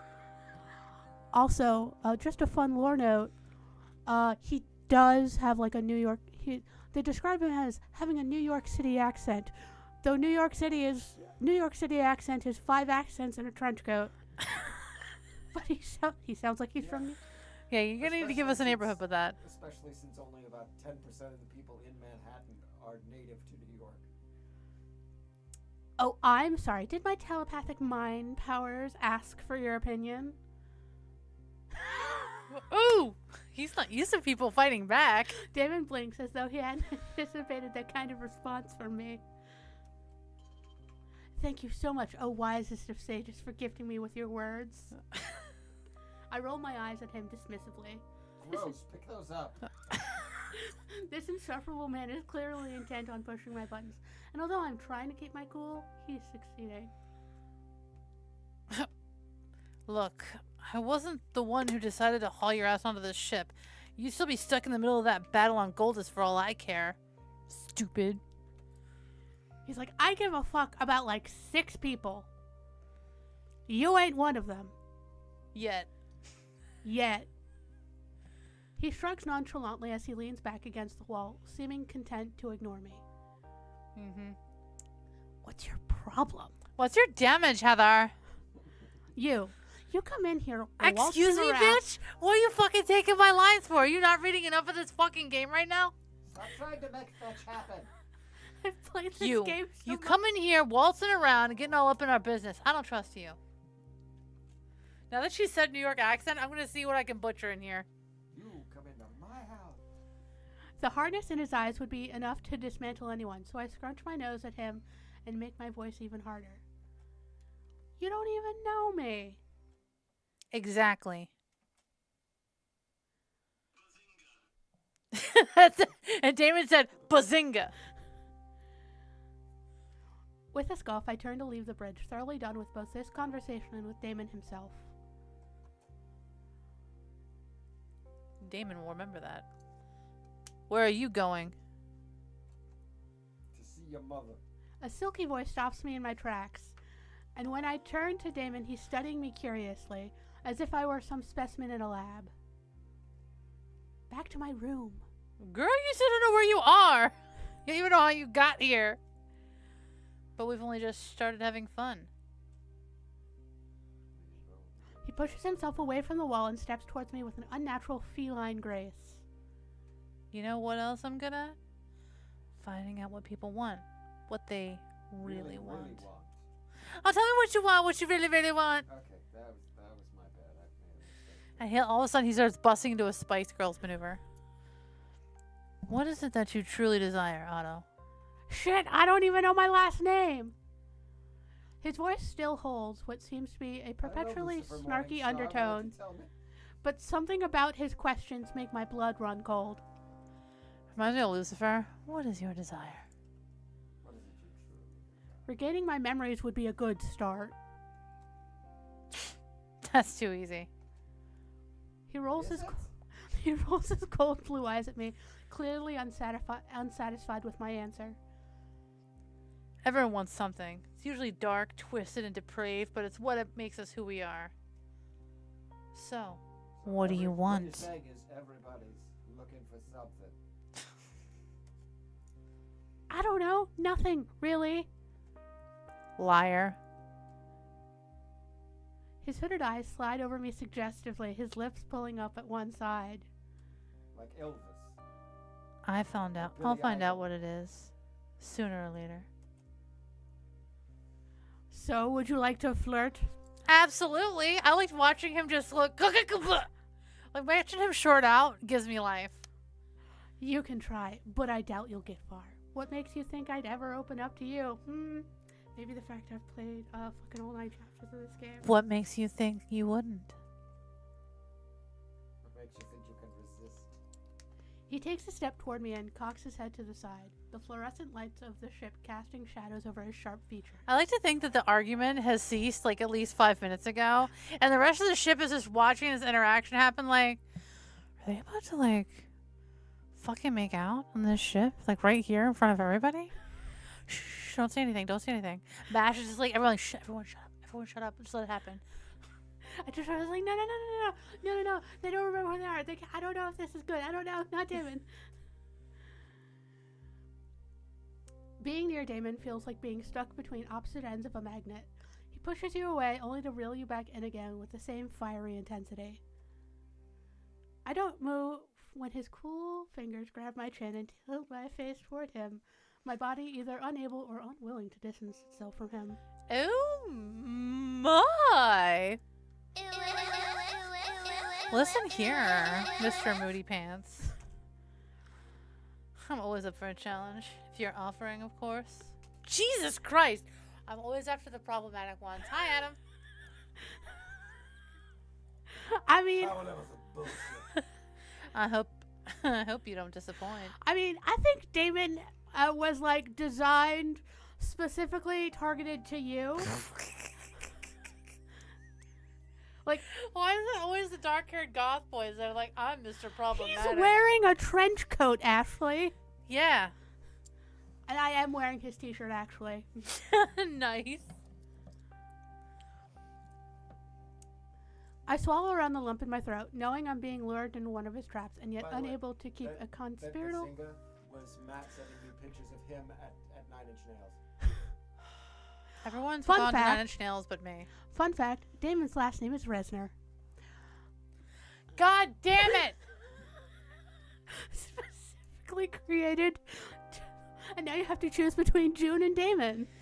Why not both? No poly relationships in this game. God damn it! Yet unable to keep a conspiratorial grin from tugging at my lips. Wonderless games. But Polly. June doesn't like Damon like that. He doesn't have to like Damon like that. I just need to like Damon like that. And June like that. I can have my green flag and my red flag. They're like Christmas flags. The problem is Damon's also a little possessive. Oh, he's a little yandere boy? A little jealous. Little jelly belly? Good, it keeps it interesting. Damon pulls his bottom lip between his teeth, squeezing my chin just once before He's drops doing his one of hand, these. Give me the blue steel. relinquishes his hold. I feel like if Calderon saw this, he'd be like, God, fucking damn it, He would get stop." the fire extinguisher like, down, Damon, bad. You do nice. Not that nice. Wrong nice. The ghost of his touch lingers, and I find myself quite unable to move, to breathe, to do anything more than stand there dumbly and pretend that my insides don't feel like they're slowly but surely caving inwards.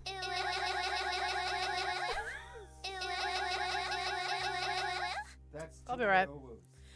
I think it's just the appropriate amount of oohs. Excessive amount of ooh-woos. Eventually, I clear my That was throat. like the rapid fire airborne with ooh-woos. Eventually, I clear I my mag dumped the throat, oohs. and awkwardly Ooh. will my limbs to loosen. Damon chuckles at my attempts to compose myself, his eyes gleaming with the prospect of a challenge. Love a man that wants a challenge. I'm still lost in the moment when footsteps approach, heavy set and clipped, and a gruff voice calls toward us. Resner. Oh, Jesus Christ. Fred Reznor is like one of my favorite artists I've heard of. Artist. Damon rolls his eyes, and his lips curl into a smirk as he winks at me, blue eyes glinting with amusement. He steps back slowly, one foot behind the other, and slides his hands into his pockets as he turns. And then slides his hands into your pocket. Oh, hey, I mean, I'm not going to stop him. As he Like, turns these are and your pockets grins. now. That infuriating way. I mean, he used to be a pickpocket when he was a kid, so. You can pick my pockets. All right, calm down. I'm sorry. He's not a thief. He just selects people's pockets for them. Yes, dear. Is this really the time to be messing around? Damon gasps, holding a hand to his chest in mock offense. Pearls firmly clutched. Messing around? Me? Why, Commander, I would never. You guys look so cozy over there. And you know, I would never want to intrude. The commander inhales sharply, shutting his eyes and pinching the bridge of his He's nose like- in clear annoyance. So, one of the top non-main character ships is Damon and Calderon. Like, people are like, oh, they're annoying. Oh, he's annoying him. They must be in love. Yes, they're married. They've been married for 20 years.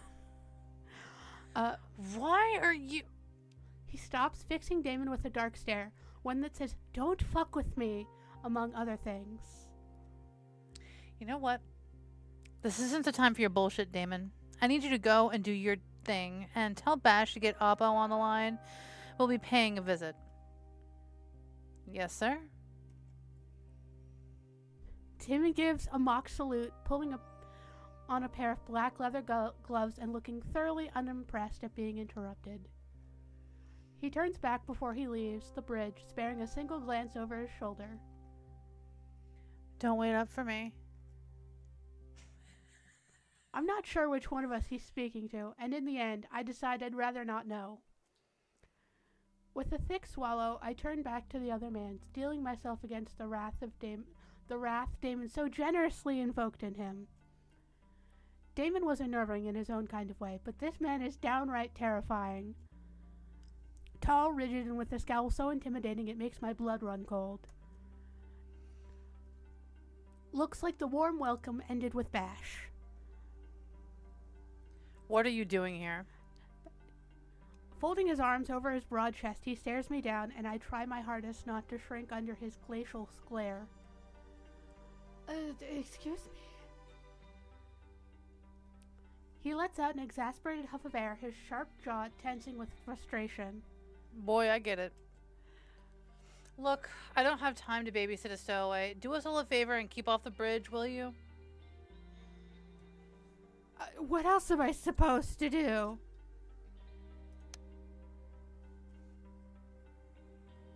That's not my problem. June was the one who brought you aboard. Why don't you go and bother him? What? I'm sorry, did I not make myself clear? Stay out of my way. I blink at him stupidly, attempting to contemplate how exactly one man can be so obnoxious. I like him a lot. He's in a bad mood. He's perpetually grumpy. So, Adam? Traumatic backstory. Maybe not. But I love you, Adam. I do.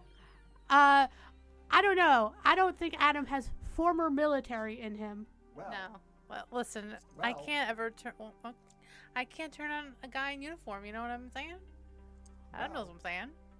I mean, he was in sort of military. He was in the Space Force? No. It was half military, half sort of semi-police-ish. Okay. what? He was part... It's hard to describe how the police force on Goldus works. Like, he was more He was like law enforcement of some kind. In between law enforcement and military. Yeah. I thought you were talking about my backstory. For Not a second, you. And I was like, where are you going with this? No. I'm like, I'm trying to remember my own backstory. I'm questioning my own backstory. He was questioning his own lore that he lived through. No, Calderon. Well, I guess he was... You don't have... Do you have commanders in the police? Or is that just in the military? I don't know. Consult Matt. Commanders? Commander. No, it's that's just captains? military. No, police have captains and chiefs, but not commanders. Yeah, I guess he was in the military then. Play nice now, Calderon. A feminine voice calls out from somewhere over to the side, but if anything, it only seems to make the captain even more annoyed. He's so angry. God, he has been through so much shit and he did nothing wrong. See, there are so many of these people, I would just climb like a tree. So we've got June, we've got Trent Reznor, and we've got Homelander. And I love all three of them. So I'm going to be very hard-pressed to decide. I'm really enjoying Calderon, though. I have played every romance route in this game. So, like, I get it. Damon's nice, but I think I like Calderon the most. Because he needs a spa day. So we're not coming in cold to this one. Oh, I am. Ashley's coming in cold. I'm part of the Discord. I'm part of Megan's the Patreon. coming in like an A10 warthog. She's coming in hot. I have merch. I'm wearing merch for the game. Megan is all aboard Oh the Andromeda 6 train. Yeah. I have just gotten here. Then why are you just doing this now? If you're so... Well, I wanted to do other games first, and then I was like, maybe It's time for my baby. it's time for a little bit of A6, a little bit of something I know very well. My eyes flick up over him involuntarily. He has the look of a soldier. Strong jaw, stiff back, stick of his ass about a mile long. I love him. I mean, ouch. Look, I really don't have time for... Ayame, get the goddamn ship on course. We're not stopping by the... Kiltafian ruins. I don't give a shit what time of year it is.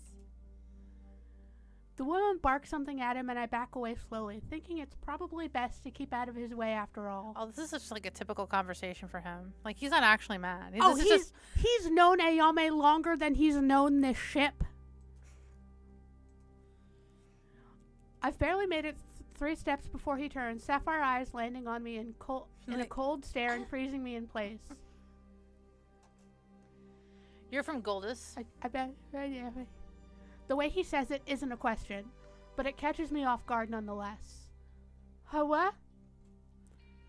That's where we picked you up, right? Right. So, tell me. Do you really think this new guy in power, Zovak, is going to be any better than some greedy son of a bitch before him? A flash of anger passes over his features so quickly I would have missed it if I wasn't looking closely. My eyebrows knit together, confused. Maybe Ryona was mistaken about my accident. I feel less like I've taken a blow to head and more like I've been dropped into another galaxy entirely. I don't know. He sneers at me, his lips curled cruelly, and immediately I know I've struck a nerve. I can hear the veins pulsing. You don't know? Isn't that what all you Goldians wanted? A fucking liberator? Cal, you need to calm down. Back off, Oh my Captain! God, that is their word. You cannot use the... The woman, Ayame, warns him, her voice low but with enough venom coating it to be threatening. She is 5'5", but she will whoop your ass, Cal. Don't make her take off the chancla.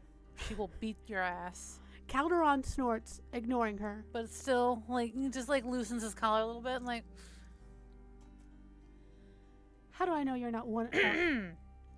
Back the fuck up off my lines, bitch. How do I know you're not one of his lackeys? Maybe the whole memory loss ploy was a way to get on this ship.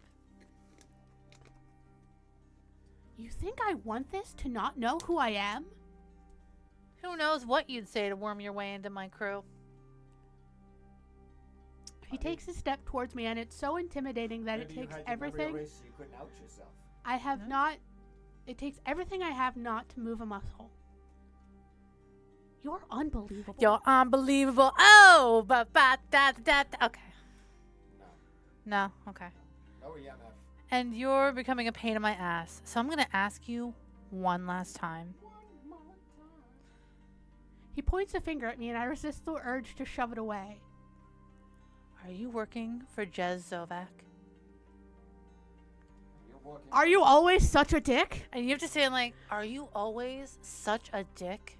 You're working for Jez. Are you always such a dick? His jaw tenses, his teeth ground tight. He has to have, like, muscle-induced migraines just from clenching his jaw. Watch who you're speaking to like that, unless you want to join that goddamn supplies on the wrong side of this right cruiser. At you when I said it. My chest heaves with my anger, but I hold my tongue. He is the captain, after all, even if his manners leave much to be desired. I love him. Know this.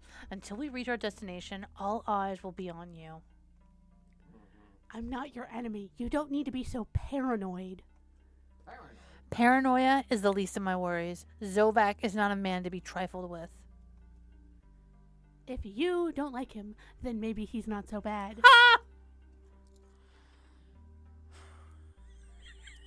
It takes only a second to know that this was the wrong thing to say. His lips curl back from his teeth, revealing a scowl so venomous my eyes widen. He's about to go fucking Super Saiyan on your ass. Not so bad? You think murder, deceit, and radicalism is not so bad? I mean, I love him. He's so angry. His growl echoes straight through me, and I inhale sharply, meeting him head on. I don't want to give you spoilers. Zovak, the bastard who forced the crowd council to name him king? But not before killing the entire royal family. Think about that, will you? King Fenris, 3 queens and their 11 children murdered. And grandchildren. Don't forget the grandkids. The youngest was 18 months old. That isn't technically spoilers. Yeah, well, I'm just saying, read your line. You keep trying to read all my fucking lines. Maybe you should pay attention to yours. Okay. Goodness. His eyes are blazing, the fury made obvious by the growl in his voice and the flush of his skin. He's endgame for Otto. I'm just gonna say this right now. I love him. He's so angry. He hates me so much. Now, how about you tell me again how's he Hey, not always gotta so pick bad? up the closest thing to her and beat him with it. For fuck's sake, Calderon! Hey, you really gotta be a raging asshole 98% of the time. She grabs Calderon by the arm, hoisting him back a step while she glares up at him. It's like she went and go get your man. Yeah. I can imagine like he was like, oh. They're not responsible for the mess we're in. He fixes her with an equally hard stare, the tension between them palpable as he grits out from between clenched teeth. Set the course now. Would it kill you to say please? Please. She rolls her eyes at him as she storms back to the My cockpit God, controls. Calderon. I guess that's the pilot. The confusion must show on my face because when Calderon turns to me again, he lets out a defeated sigh, rubbing a hand over his face tiredly. You really don't remember anything? His voice is surprisingly gentle now, and I shake my head, unable to tear my gaze away from his. There's something about those eyes. Calderon's got a wall around him about a mile high. That much is obvious, but every now and then there's a flicker of something. He is the overworked dad of this ship, and June is the mom. If I didn't know better, I say it was sadness. He inhales sharply, the red flush of anger melting away as he waves a dismissive hand at me. He's just so fucking tired, bro. He's been through so much shit. Whatever. I've got shit to do. Head back to your room. It's yours for the time being. I'll have someone check on you later. Provoke him further. Are we trying to get... This man's gonna have a fucking stroke. Or you can just you can choose the other flirt option if you would like. There's another flirt option. Would he appreciate... No, I don't think he'd appreciate getting aggravated more. That's how Damon would flirt with him. That's not what he needs right now from a stranger. I'm still reeling after this confrontation, but there isn't any point in prolonging the argument. It's clear this man is as stubborn as a mule. Fine. Good. Great. We pause for a moment and stare at each other. And when he grins, there's something about it that catches me off guard and has me struggling to right myself.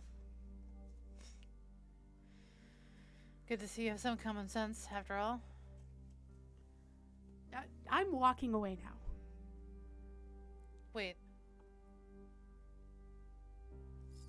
Cool. Mood lighting? Okay. What did you say your name was? I didn't, but it's Otto. He gives me a strange look, eyebrow quirked, and then he shakes his head as if deciding he doesn't care after all. Well, whoever you are, we'll be dropping you off in Terranium once we get there.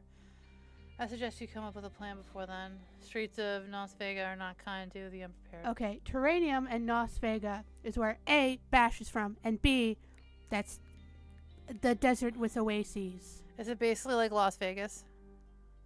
It's not nearly as neon. It's Okay. mostly dusty. Okay.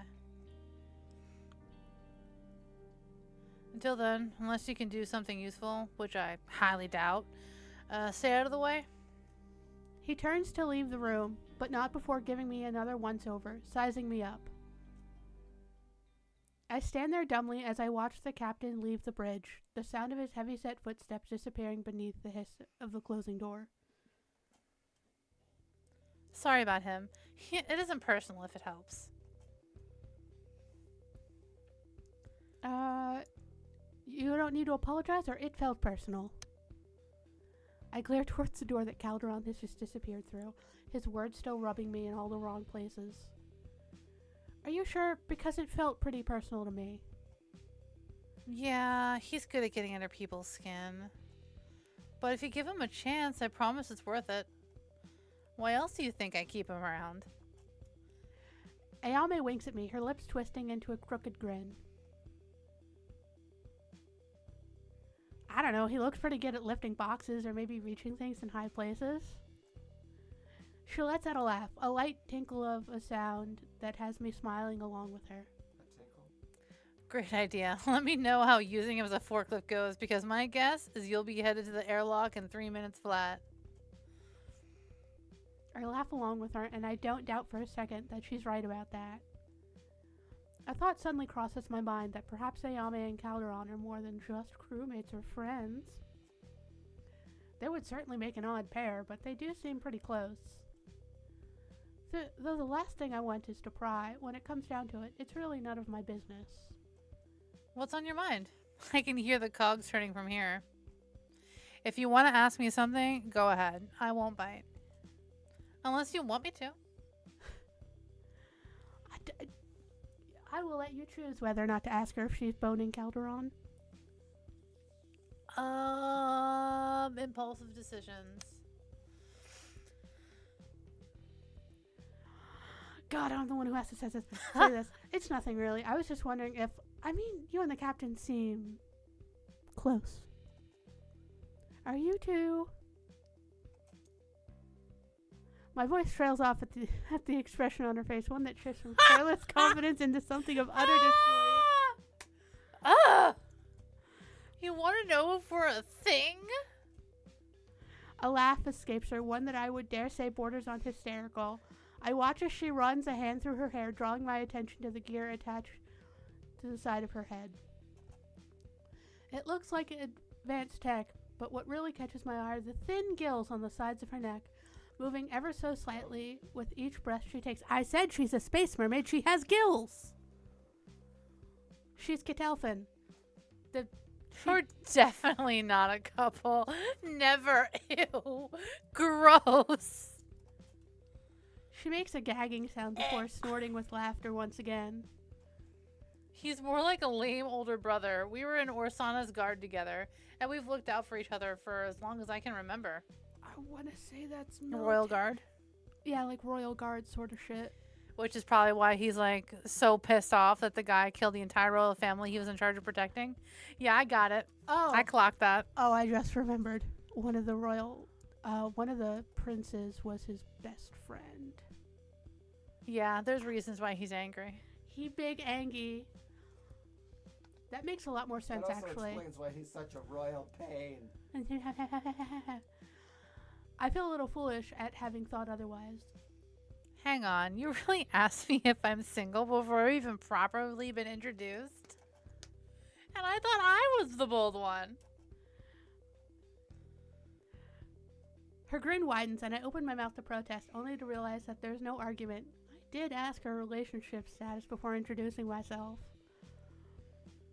This is awkward.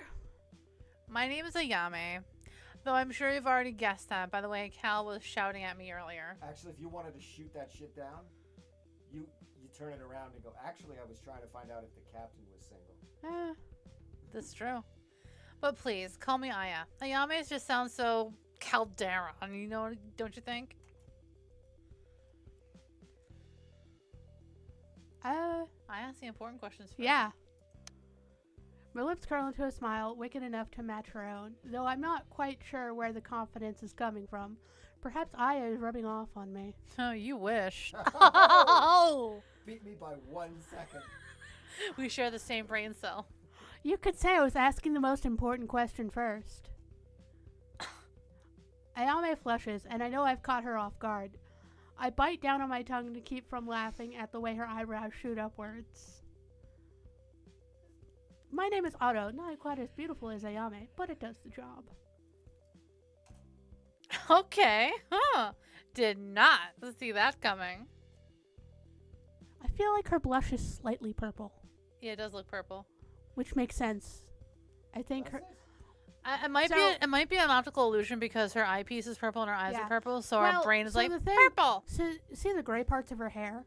Yeah. When she's exposed like when she's in the water for an extended period of time, that gray color becomes purple. Okay. Because like She's her water catal- soluble? That's the question. What metal does her blood use instead of iron?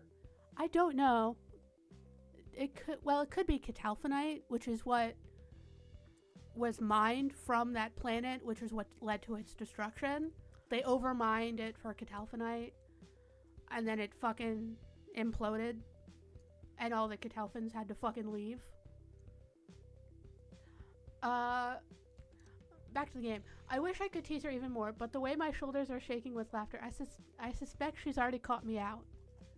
Well done, Otto. I can't remember the last time someone caught me off guard like that. But it won't be that easy next time, amigo.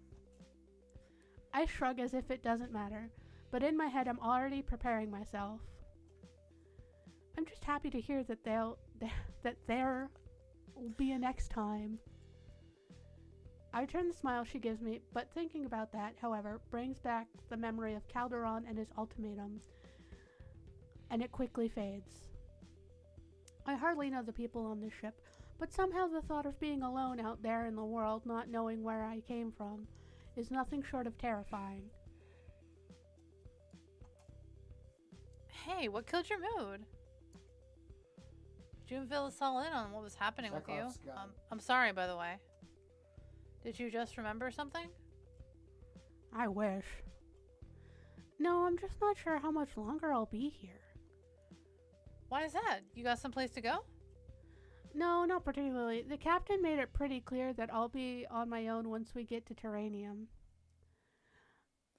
Aya's eyebrows shoot up as she stares at me, a mixture of shock and anger twisting her features. She won't beat that ass. She's gonna beat Cal's ass! What the? He said he's dropping you off in Terranium? Terranium? Yes, it's your next stop, isn't it? It is, but do you know anyone in Terranium? Got any place to go? Any plans? I shake my head over and over in answer to her questions. My past is still very much a blur, and these people are the only ones I remember knowing. With an exasperated huff, Aya throws her hands in the air, pacing the floor in front of me. Is he out of his freaking mind? No, he must have completely lost it now. It's okay, Aya. I can take care of myself. You barely know who yourself is. I'll ask around and get a job or something to keep me going while I try to get my life in order. I try to reassure her because the last thing I want is to cause trouble for one of the few people who have been so kind to me. This crew has already saved my life. It doesn't seem right to ask for any more from them than that. Aya stops pacing, pulling her bottom lip between her teeth as she turns to me. It's not fine. A job in Terranium? Fending for yourself in that place when you don't even know your last name? She puts a hand on my shoulder and looks me dead in the eye. At once, I begin to understand a little of how she manages to keep a pair like Damon and Calderon in check. Look, don't worry about it. I'm not going to let that dumbass leave you stranded in... She stops at the sound of the opening door and the sight of the figure who steps onto the bridge with us. Otto, what are you doing in here? Didn't I tell you to get some rest? I'm startled by the hardness of Ryona's tone, turning to find the medic staring at me with her hands on her hips and her foot tapping expectantly. I guess I'll just have to make What's sure all I the fuss stay. about? Sorry, we were talking and then I found out some dumbass is thinking of doing something even dumber. I lost my cool, Rye. Ryona's expression softens as her gaze settles on Aya. Then you go and deal with it, Aya. But please, don't drag Otto along with you. They need to rest if they've had any hope of recovering their memories. You better do what Iona says. You don't want to see her when she's mad. Ayame smiles at me sheepishly, giving my arm a quick, affectionate squeeze before she heads toward the door. Aye, Doc. I'm on it. She goes to Calderon's room and just punches him in the face like 12 She times. starts to beat his ass. He's like, oh, God! Ah! Her footsteps fade as she leaves, and when Ryona turns to me, I brace myself. You should be resting, Otto. Come on. I'll show you to your room. Her smile is soft, but the firmness of her voice makes it clear that I don't have a choice in the matter. Answering only with a small smile of my own, I follow her from the bridge. Rayona safely delivers me to my room with a promise to check on me later, and I promptly fall down onto the bed with a sigh. My body is still Dangerous, you could poke yourself. My body is still aching enough to be a bother, but the time I've spent trapezing around the ship hasn't done me any favors. Do you mean traipsing? Yeah, it's traipsing. Is it traipsing? You trapezing? Oh, I'm not sure what traipsing is. I've never I know s- what traipsing is. I've- I'm not sure about Direct trapezing. your attention to the center ring. I've never A s- trapezing artist. I've never seen traipsing written out before. That's fair. I didn't notice it so much at the time, but now that I'm here, resting doesn't sound half bad. Time passes, and after what feels like hours lying in bed, tossing and turning as I attempt to get some sleep, I eventually give up. I sit on the side of the bed and sigh, my mind stuck in an endless, exhausting loop. The harder I try to think about my past, the harder my brain seems to rebel against me. Nothing feels right, nothing at all. And on top of all that, I need to come up with a plan for when we get to Terranium. I don't remember much of the Junker planet, but I know it sure as hell is not the kind of place you want to wind up alone. Gambling dens, arenas, bars, strip clubs. What exactly am I supposed to do in a place like that? Oh, it's Moss Eisley. I'm startled. Las Vegas. Yes, it's Las Vegas. I'm startled by a knock on the door, and with a sigh, I push myself to my feet and cross the room to answer it. Ashley, who's at our door? Again, that's really dangerous to just carry a sigh around like that. I don't know. Who is at our door? When I hit the panel to open the door, I find myself face to face with... Oh.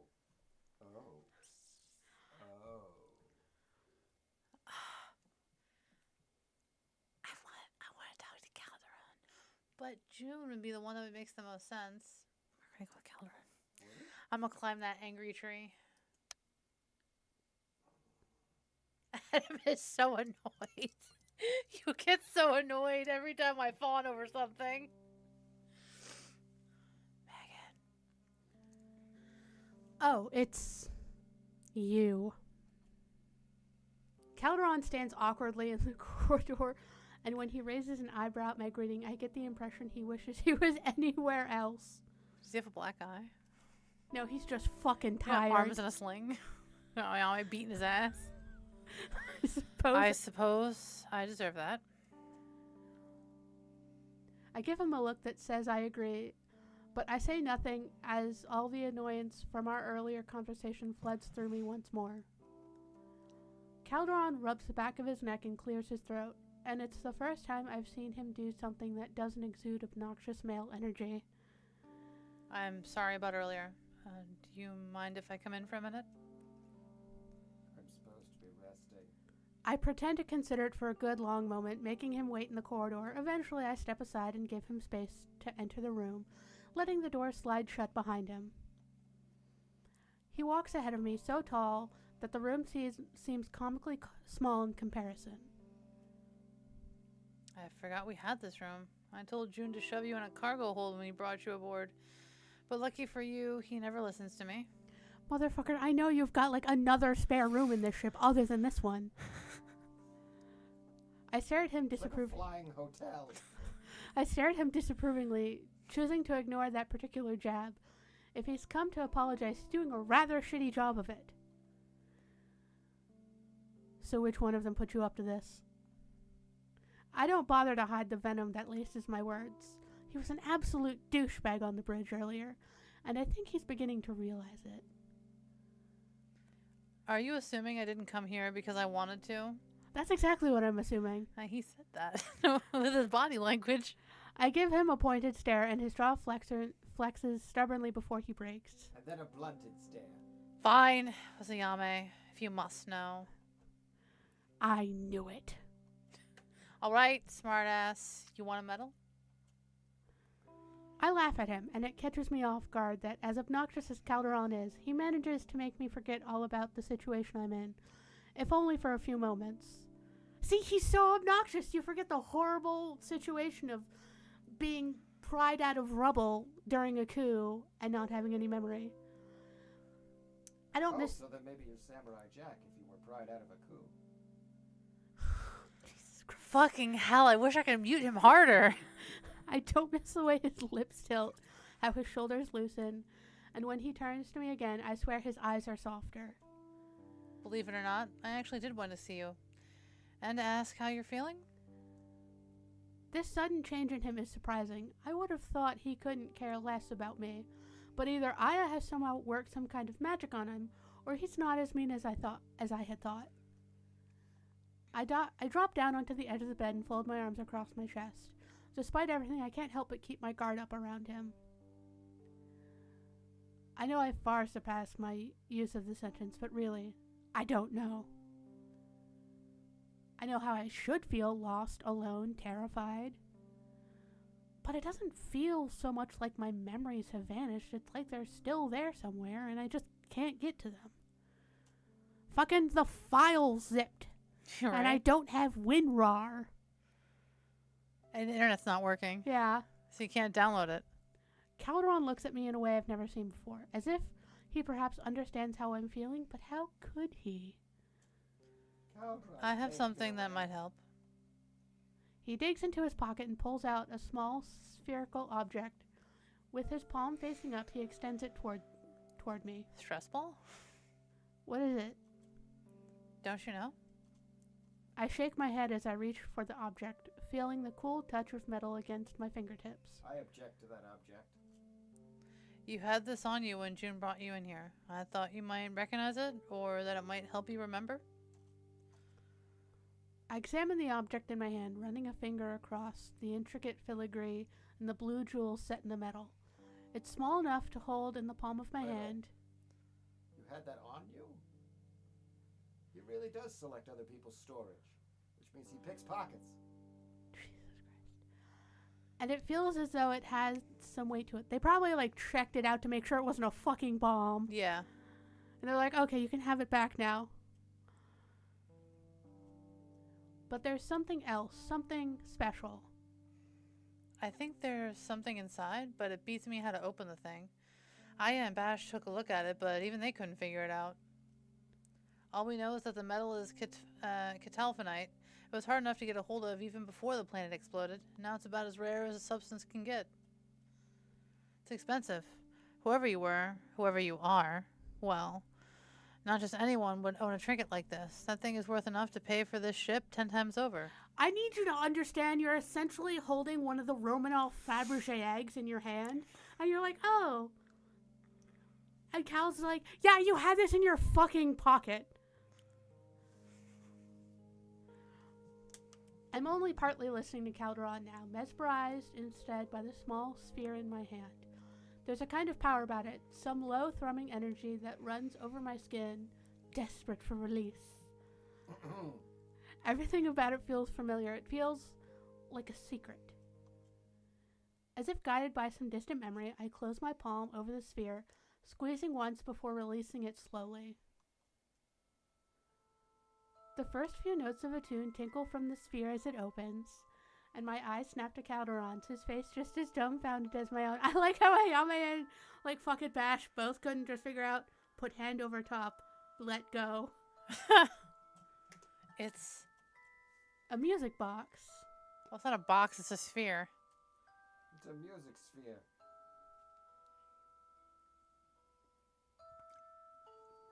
Inside the sphere is an intricate maze of moving cogs and soft blue lights. My eyes are mesmerized by the movement as it plays a slow, sad lullaby. NLP? What'd that? I guess we'll find out later. Unless that's the initials of an artist. It is the initials of one of our siblings. The tinkling notes of the song echo through the room, each as hauntingly familiar as the last. It's almost cruel how it caresses the edges of my memories, taunting me to remember faces and names that are no longer there. My heart fills with hopelessness, my teeth clench tight in frustration, and it's only when I feel a tear slip over my lips that I realize I'm crying. But why am I crying? The music box hasn't triggered any memories in me, only a feeling of sadness and longing so strong it makes my heart ache. The melody ends, and for a long time after, neither of us says a word. Eventually, Calderon breaks the silence, his voice barely more than a whisper. Do you remember anything? I blink a couple of times to clear the tears from my eyes and focus instead on the man in front of me. He holds my gaze, and it's the first time I've seen any warmth in his eyes. I swallow around the lump in my throat, and though it pains me, I'm forced to shake my head. I'll let you felt choose. something. There was something there, not a memory, but a feeling. I don't think that music box was mine, but whoever owned it, they were special to me. The words stick in my throat and I hesitate. I wish I could remember more than that. But there's nothing else. Nothing at all. Calderon must see my sadness because he places a warm hand over mine and gently closes the music box with a soft click. It pulses in my hand, its sad, sweet melody still echoing through me. It's a start at least, but are you sure you want to remember? My eyes snap to his, and his eyes are so piercing, so full of strength and assurance, that it's hard to look away. What do you mean? Have you considered that maybe whatever your mind is holding back from you is for your own good? No, I don't understand why it would, not when I've been trying so hard to remember. Think about it. What if what happened in your past was so upsetting you simply don't want to remember? There must be something worth remembering. There has to be. I hope so, Otto. He gives me a sad smile and drops his hand from mine. I immediately wish he hadn't. I'd better get going. Ryan. I better get going. Rihanna would kill us both if she thought you were doing anything other than resting. My mouth drops at the insinuation, and before I can think of anything smart to say in return, he chuckles. Get some sleep. The sooner you can get rid of me, the better, right? I may have been a little hasty with the matter. Just get some sleep. We'll discuss the rest later. That's an order, by the way. All right. Good night, Captain. Good night, stowaway. Calderon leaves me with a small smile, and with a heavy sigh, I drop down on my bed and hold the music box above me. The metal glints in the fluorescent light, and I vaguely recall hearing of Catalphanite before. It was found on the planet before it was destroyed, mined from deep below the watery surface in the ocean caves. That would explain its pearlescent shine. It really is a beautiful object. Why do you feel so familiar? What? I speak out loud with no one to hear me, and then I squint as something catches my eye within the intricate detailing. There's an engraving on it, NLP. What does it mean? Feeling the gentle lull of sleep begin to weigh on me, I decide the question can wait. And you drop the music box onto your face. Opening the music box once more, I set it beside me on the bed, watching the dance of lights and gears as the tinkling melody soothes me. Great, it's the lament configuration. Yeah, that's what I was thinking too. The Hulu remake. My eyes grow heavy, so heavy, and I'm pulled under by the weight of my exhaustion. Wavering on the brink of dreams and reality, I hear it. A sweet, strong voice, familiar, so familiar. Be strong, Otto. Be safe. You're a fighter, a survivor. The day where I have to leave you will come, sooner than we both know. Promise me you won't give up. Who are you? Why can't I remember you? Why does it feel like I miss you when I don't remember? I'm sorry, little one. I miss you too. Then you should improve your aim. No! End of episode 1. You should probably save. We should probably save. Bloop.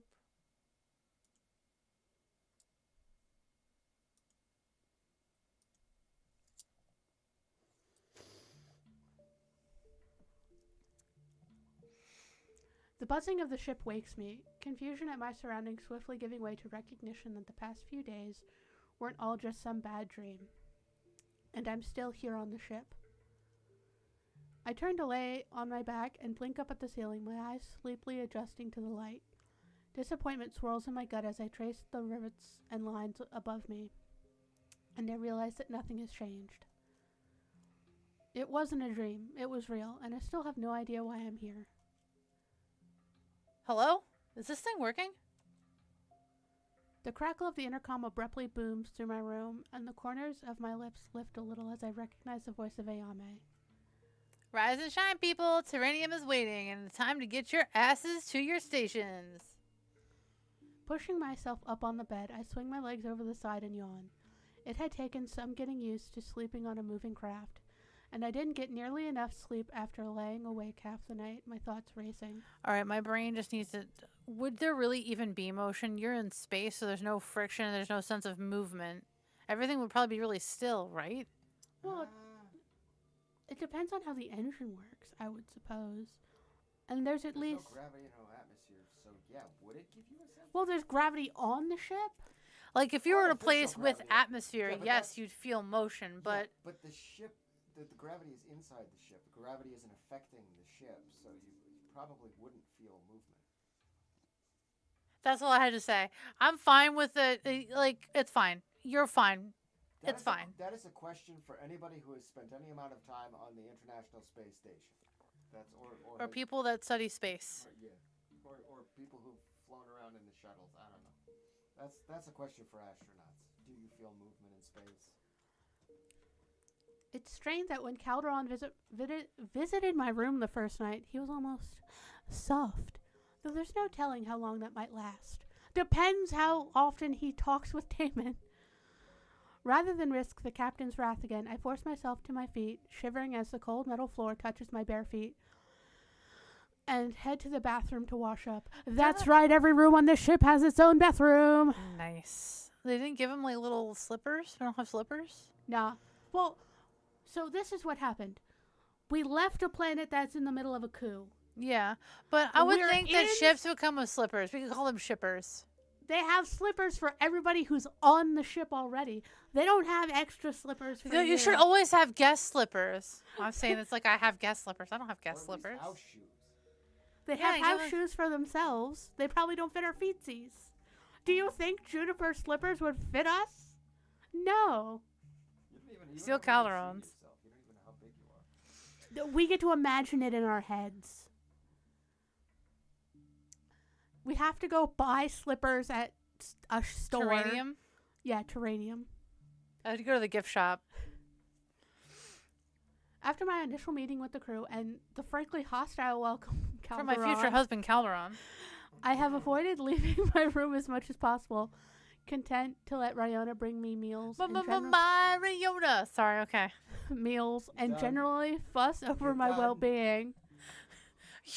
You're fucking one to talk. You've been doing music cues all night, you son of a bitch.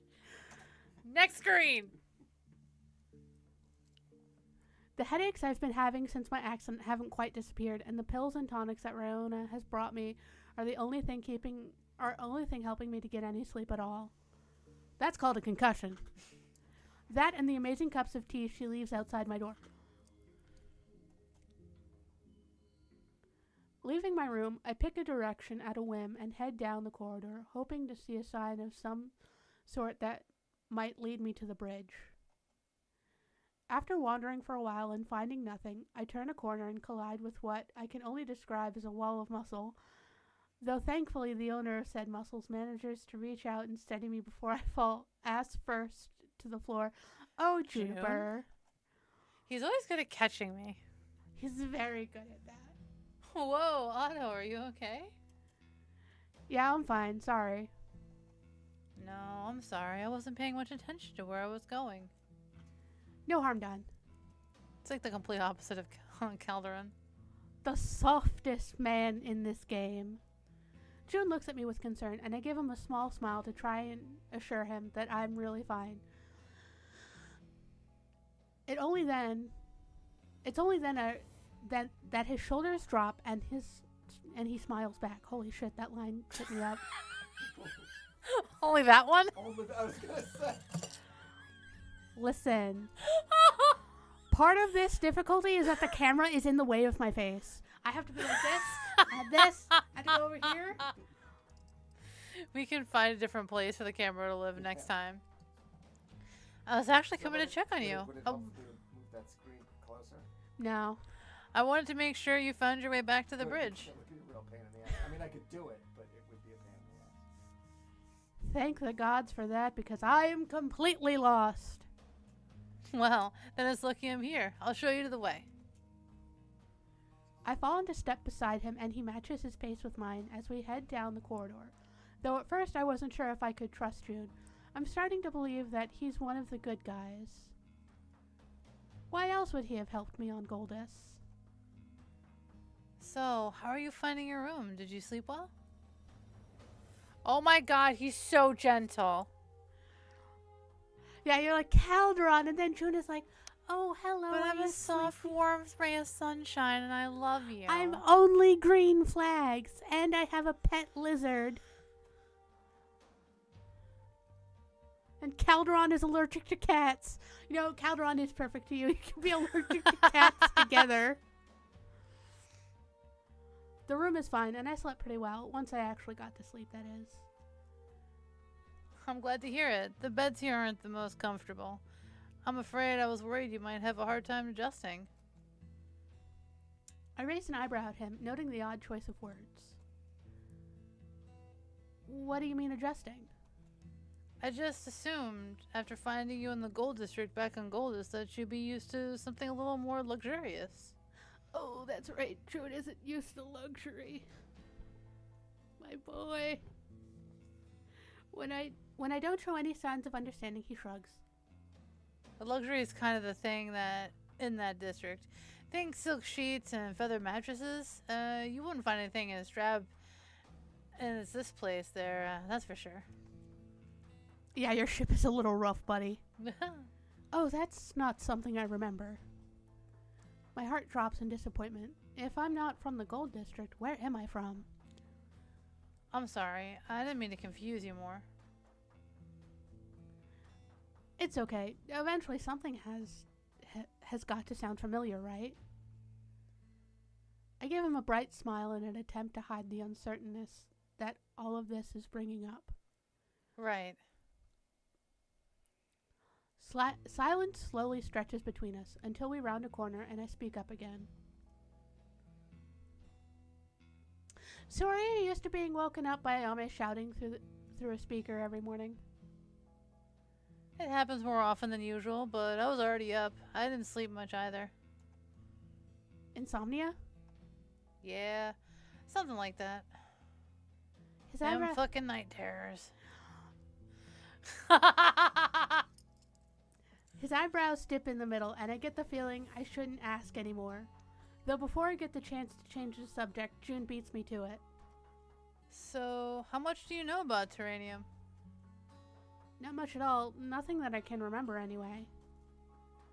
I thought that might be the case. I'll tell you a little about it, if you'd like. I nod and encourage him to go ahead. The more I learn, the more likely it is that something will spark a memory. Well, Terranium's kind of our base of operations when we're not traveling or on a job. It's a desert planet. Water there comes from the oases scattered across the surface, and the oases are largely controlled by various gangs, namely the Chimeri. There's something dark in June's voice when he says the name, and somewhere deep down I feel a flicker of recognition. Chimeri? June nods, his sandy blonde hair falling into his eyes that have turned hard. They're Zovak's clan, and the ones responsible for the mess the system is currently in. I remember the name, Zovak. Calderon had been going on about him last night. How he was the man who killed the royal family and stole the throne. Anyway, we're heading to a city called Nos Vega. It's not as savage as some of the smaller cities, but things can get wild, so be on your guard. We have a friend who owns property in the busier sector of the city. My favorite fucking character. Like yes, romance options. Non-romanceable characters, Oppo is my number one. It's a good place for gathering intel and laying low. I feel like June would be played by Matthew McConaughey. All right. June's like 30 years old. Matthew McConaughey is. Well, 30-year-old Matthew McConaughey. I'm talking about like the vibe. He has a Matthew McConaughey vibe. Okay. That's what we're doing there, gathering intel and laying low. I'm sure you're aware of the damage the cargo holds. We'll find the parts we need to patch it up and scope out the area for a general overview of the situation in Solosha after the coup. Then we'll make a decision on what to do next. Ayame mentioned the crew is in some kind of trouble. Is it serious?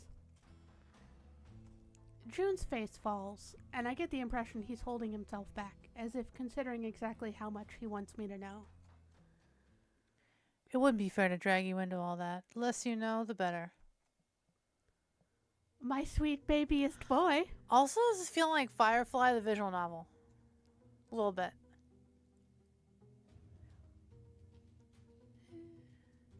I'm not saying it's a one-to-one, but it's the way that the characters are portrayed, it reminds me a bit of Firefly. There's a bit of crunch to it. A little bit of a hodgepodge feeling of crew members. Like you see the Firefly crew, and you're like, how the fuck did these people... We enter the bridge to a buzz of activity, clearly the last ones to arrive. Calderon and Ayame are seated up front, the pilot flicking switches and pushing buttons while the captain barks at someone through a small wireless device he holds in his hand. A hesitant laugh crackles through the receiver from the other side, and I recognize the voice instantly. Gotta tell you, there's a lot of noise down here, Cap. We'll make it through the atmosphere in one piece, but I don't expect the outer cargo walls to hold up during landing. Just make sure the airlocks are sealed tight. The hold is already shredded. Nothing we can do about it now. Aye, aye, Captain. Rayona greets us with a smile from where she's buckling herself into one of the extra chairs. And when I feel a hand on my arm, I turn back to June. One more thing before we land. Make sure you stay with one of us at all times, okay? Wouldn't want to lose you so soon after bringing you on board. Getting the newbie excited for Las Vegas, are we? Damon's voice reaches us from where he's standing nearby, sheathing a pair of daggers into place on his thighs. Because of course he has thigh sheaths. I'm personally looking forward to being back. June folds his arms over his chest, giving Damon a hard look. He's like, listen here, mister. Of course you are. People like you thrive in places like Terranium. People like me? What's that supposed to mean? You know exactly what it means, you big poopy head. And I'd rather not worry Otto with all the details before landing. It's like he's putting his hands over Otto's ears. He's like, you stop that right now, mister. There's nothing to worry about as long as we keep our heads down. Oh, yeah. Las Vegas, the place that hates Talarian people. And we're just, sending a half Talarian person down there with no memory. Damon's lips slowly widen into a grin, his gaze lazily trailing from June to me. Where's the fun in that? June lets out a long... That's homophobic to assume gays are lazy. June lets out a long breath as he guides me to one of the extra seats. Adam, to be fair, it's really early in the morning. They're just tired. Don't listen to him, Otto. Last time we were here, all he did was sulk around in the shadows and drink that nasty shrimp juice they sell at the Ark. It's not shrimp, it's krill with little blueberry and lemon juice. Don't knock it till you try it, cowboy. June makes a disgusted face, and I have to agree that the combination doesn't sound all that appealing. I'll pass. Damon rolls his eyes as June settles into his seat and abruptly ends the conversation. Before I can take my own seat, he steps in front of me to block the way. I'm even more unnerved by him now than when we first met. Though that may be because he's smiling at me in a way that leaves me unsure if he wants to stab me or seduce me. He wants to stabduce you. Maybe he's just into knives. Yeah. My gaze flickers over the knives partially concealed by his coat, and the twin daggers he keeps strapped to his thighs. I wonder how he manages not to cut himself on all that steel. Real edgelord, that one. Want to do a strip search? Flirt, the second one. Sure, if you're offering.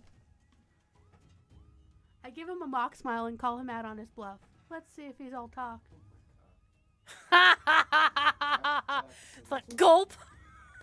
Fucking loser. Here, or would you rather a private room?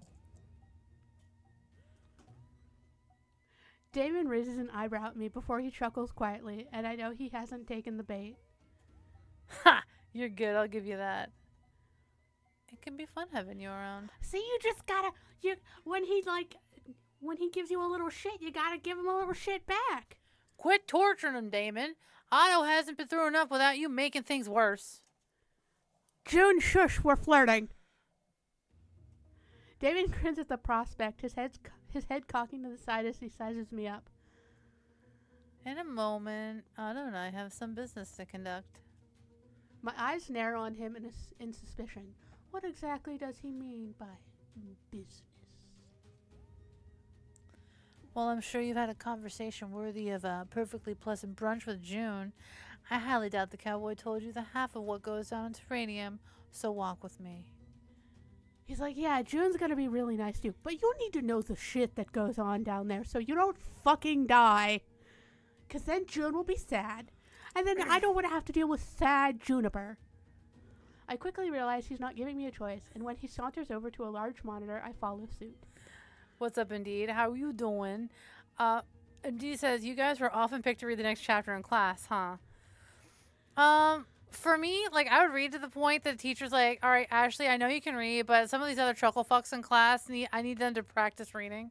Yeah. So we're going to give them a turn, because I could just go for fucking days. Yeah, that's pretty much how it was. Or, like, I would be that kid while, like, everybody's reading, like, to the, like, along with, like, the teacher or something in the book. I'm 12 chapters ahead, and then they call on me to read, and I'm like... Like, listen, I know where y'all are. Oh, you're in chapter... Honey, I finished the book. I'm on book 5. And then the teacher's like, oh, you haven't been reading, have you? But, like, I'm want, ahead. like, I could give you a PowerPoint presentation of what happened. I don't have time to wait for you losers to finally catch up. Yeah. Yeah, I was definitely one of those people, like, I was emoting lines and shit like that. Oh, yeah. I was getting in I like reading because I'm a nerd. Yeah. I have a lot of books. I like reading. Did you read your line, by the way? I quickly realize he's not giving me a choice, and when he saunters over to a large monitor, I follow suit. I watch with curiosity as his fingers fly over the screen, typing and scrolling through information I couldn't begin to piece together even if I wanted to. You almost said he fingered it. Listen here. Fuck you.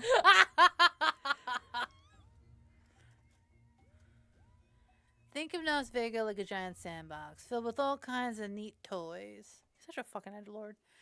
And then there's an odd shard of glass or two. The kind of fun you'll find there isn't exactly legal, which naturally means that it's the best kind. He gives me a knowing... Of course, Funyuns have been outlawed on 17 planets. He gives me a knowing grin before snapping his attention back to the screen. Casinos, bars, arenas, strip clubs, brothels, mods, weapons, dealers. You name it, they've got it. I give him an incredulous look, and when I part my lips to speak, no words come out. Calderon wanted to leave me in a place like that? I hope we're pretty enough for the brothel, Jesus. Ha! Sometimes people like them ugly, I don't know. They like them weird. I know what you're thinking. What kind of man is the captain to ditch a lost, lonely traveler in a place like that, right? Captain's not even, like, in... He was just being mad. I don't reply, but I'm sure the hard set of my jaw tells him everything he needs to know. Damon right now is doing his best to both piss off Calderon and us. He's sufficient And, like, he loves just angering as many people as possible. Snark and annoying. That's what he's got his degrees in. And with a minor in knives. Minor in knives. He chuckles quietly to himself, and I'm glad at least one of us is amused by the situation. You know what? What's so funny? The thought of an amnesiac traveler left alone in a place like that is funny to you, is it? I snap at Damon, who abruptly wipes the smile from his face and stares at me I wide-eyed. love causing that look on his face. He's like, fuck. Like, huh? Oh, shit, you're supposed to play along. Are you always just a total dick? Like, ugh. It's not about you at all, actually. What's funny to me is that Cal is so stubbornly single-minded that he ditched you without a second thought. God.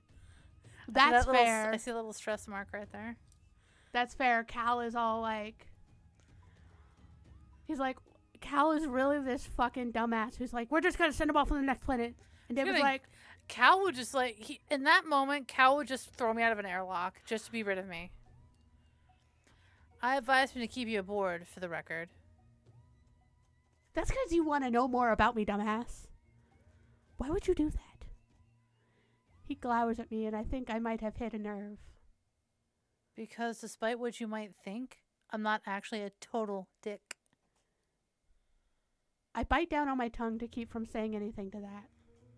Still, Trigger Happy is right. You shouldn't wander around there on your own, especially if you don't know the place. He glances at me, giving me a once-over from head to toe and pulling his lips into a tight, unimpressed line. I do look like he knows we were picked up from the fancy district, and he's looked at us and be like, you haven't done a day of manual labor in your life. I smell bitch on you. Or, if you don't know how to take care of yourself. I can take care of myself. Me, the amnesiac. Damon huffs a laugh, and I swear I hear him mumble something that sounds like cute under his breath. I'd like to see that, newbie. Might even pay to see that. Though I'm sure the cowboy would have a thing or two to say about it. I do nothing but narrow my eyes at him, to which he replies with a dark grin, as if that was the exact reaction he was hoping for. Anyway, I'm not your babysitter, and I don't particularly care what you do or don't do while we're there. So take this just in case. You have a knife? He pulls out a black leather sheath from the pocket of his coat. A man is made of knives. Holds it towards me. On closer inspection, I notice the glint of metal and a sturdy handle. He's giving me a dagger. I mean, if a guy was like, hey, we're going somewhere, here, take a knife, you wouldn't be like, oh my god, he gave me a knife. When I don't make any kind of move to take it, Damon clicks his tongue at me impatiently. He's trying so hard to stay cool and just getting more and more fucking annoyed. Take it. You'll need it. Take it. I want the stabby. I hesitate for a moment, wondering if he's going to stick it in my gut himself before I reach out and take it. Kind of looks like a steak knife. If what I've heard of Nos Vega is true, it doesn't sound like the sort of place I should be wandering around unprotected. Damon cocks an eyebrow at me, a gesture that makes me wonder if he's surprised I took the dagger at all. Do you know how to use it? Stick them with the pointy end. You got that right. Try not to kill yourself with it, will you? I don't need another reason for the captain to be on my back. Hey, I mean... Well, the ways is he on your back? You know what I'm saying? You know what I'm saying? Yeah.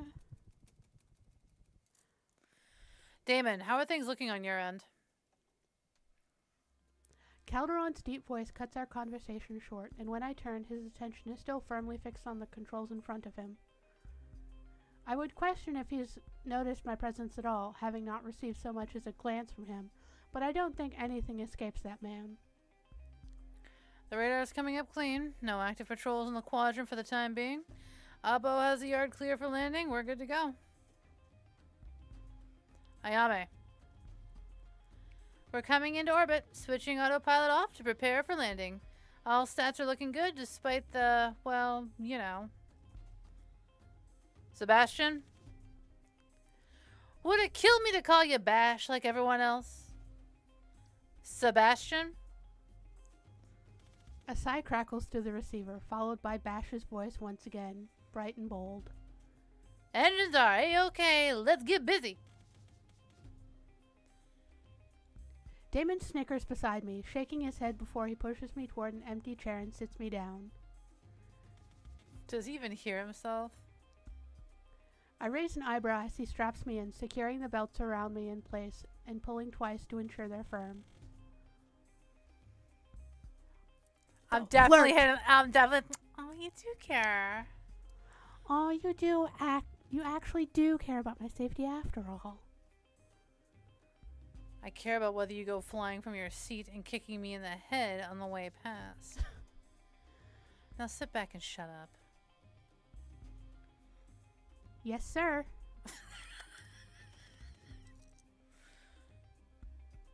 He yanks on the belt again, pulling it tighter across my chest as he leans forward and half whispers.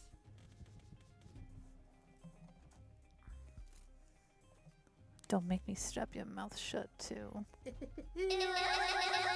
Goddamn. Damon, shit! I clip my mouth closed in case he decides to make good on his threat. Though something about his smirk gives me the impression he might actually enjoy that.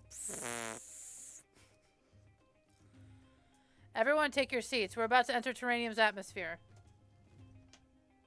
The sound of metal groaning catches my attention when Damon takes a seat next to me, strapping himself in just as the ship lurches and rumbles. Why does Terranium sound like an undiscovered metal from the periodic table?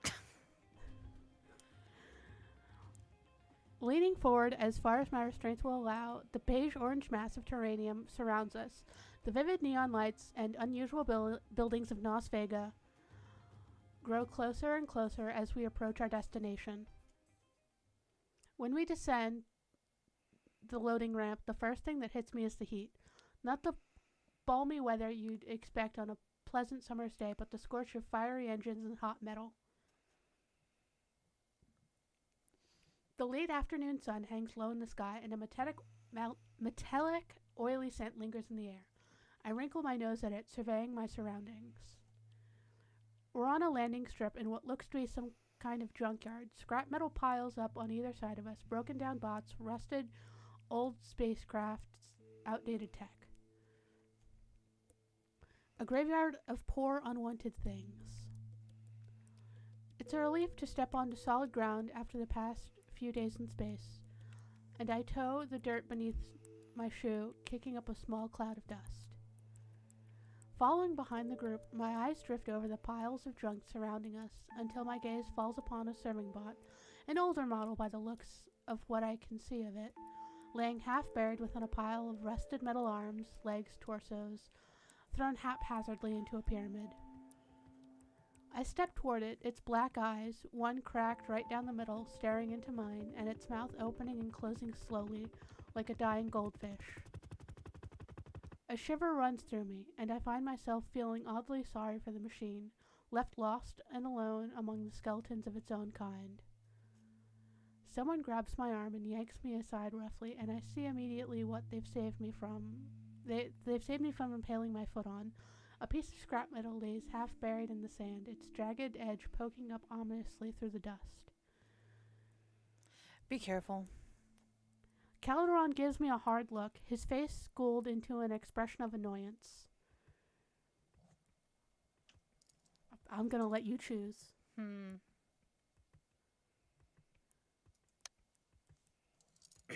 Sorry, I was distracted. I roll my eyes at my own callousness, but I'm thankful that someone was watching out for me. When I turn to Calderon, I notice his gaze lingering on the same sad bot. There's a look on his face that I can't quite decipher. It happens. Bish taking my lines? It happens. And with that, he continues on, leaving me watching him go, a little dumbfounded. June told me I should stay close to someone while we're here, and now more than ever I agree with him. I'd feel more comfortable if that someone was... Who you gonna hang? Calderon! I'm hanging out with the guy that's the most annoyed with me. Calderon, He is my new best friend and my tree husband that I shall climb. I catch up to the captain, falling into step beside him, and he raises an inquisitive eyebrow at me. Oh no. It's imprinted on me. Are you going to give me trouble while we're here, stowaway? No, sir. Calderon hums his approval, and I swear I see the hint of a smile curve his lips. That's what I like to hear. We don't have to walk much further before we're greeted by a scaled lizard-like being who smiles and spreads their arms wide to welcome us. It's Oppo!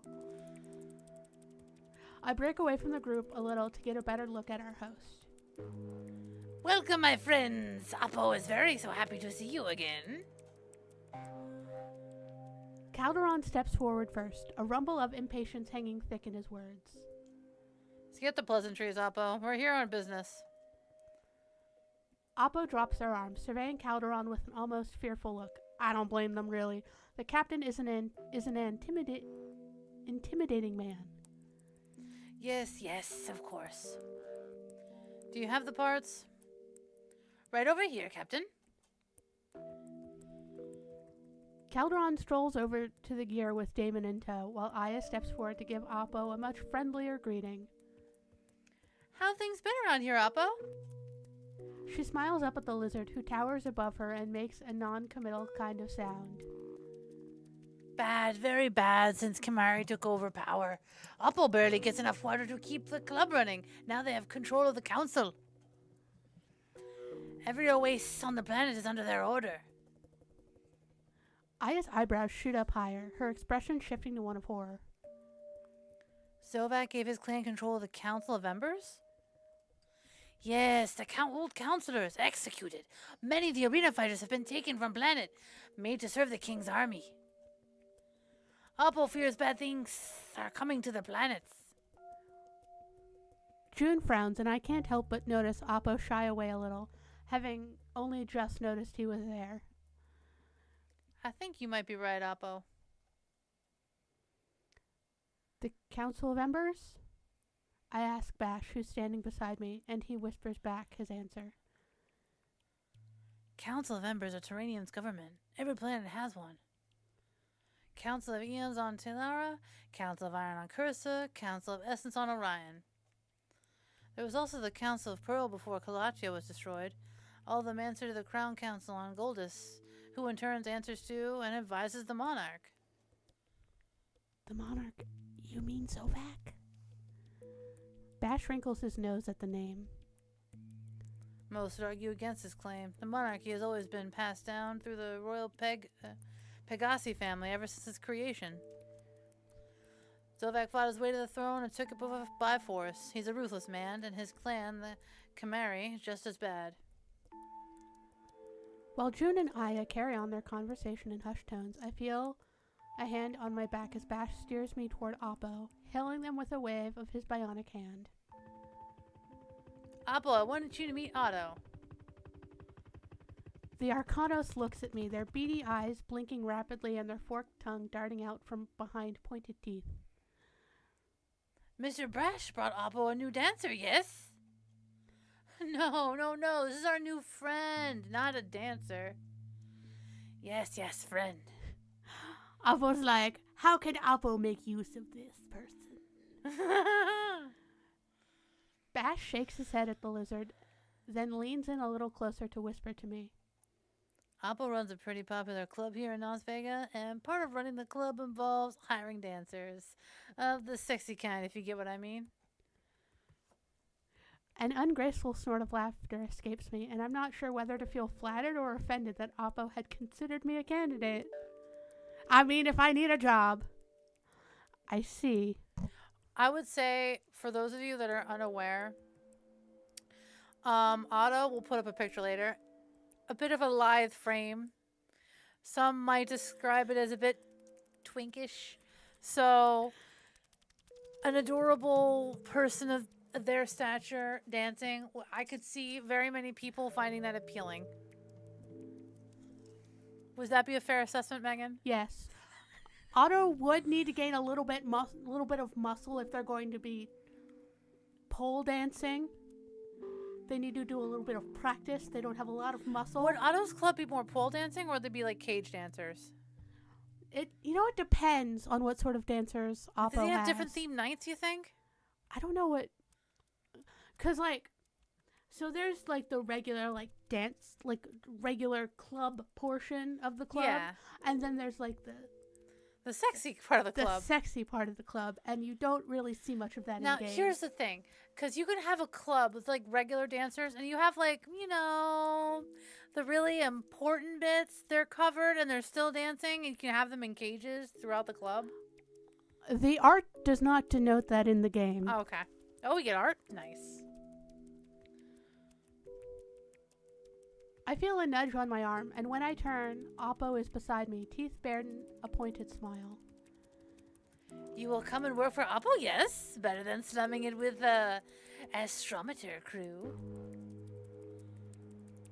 It's Andromeda, Oppo. How many times have you been over this? Oppo blinks at Bash once, and then twice, ignoring him completely as they turn back to me. A spot just opened up in Oppo's club. Very popular tourist destination. Oppo will give you a good price. No need to worry. Back off, Oppo. This one's with us. Oh, Calderon, what was that? Get a little possessive. Like it. Calderon shoulders his way past the Arcnos? I don't know. Arcnos, sounds good.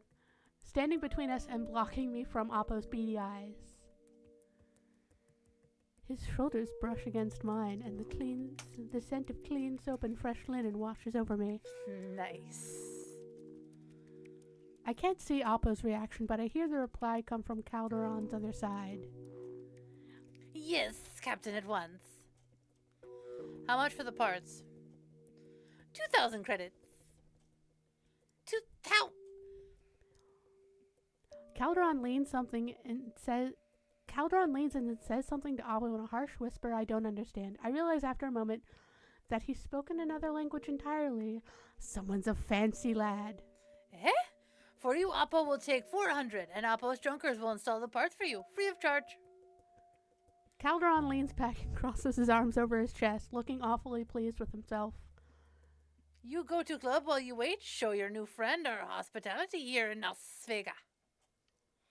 No chance. I'm staying with the ship. Come on, party pooper. The ship's in good hands. Isn't it, Oppo? Yes, yes. Oppo take very good care of it. This might be light a few parts when you come back. Calderon looks unconvinced, though he heaves a sigh despite his hesitation, and Aya gives him an excited clap on the back before she turns to me. We are gonna have so much fun.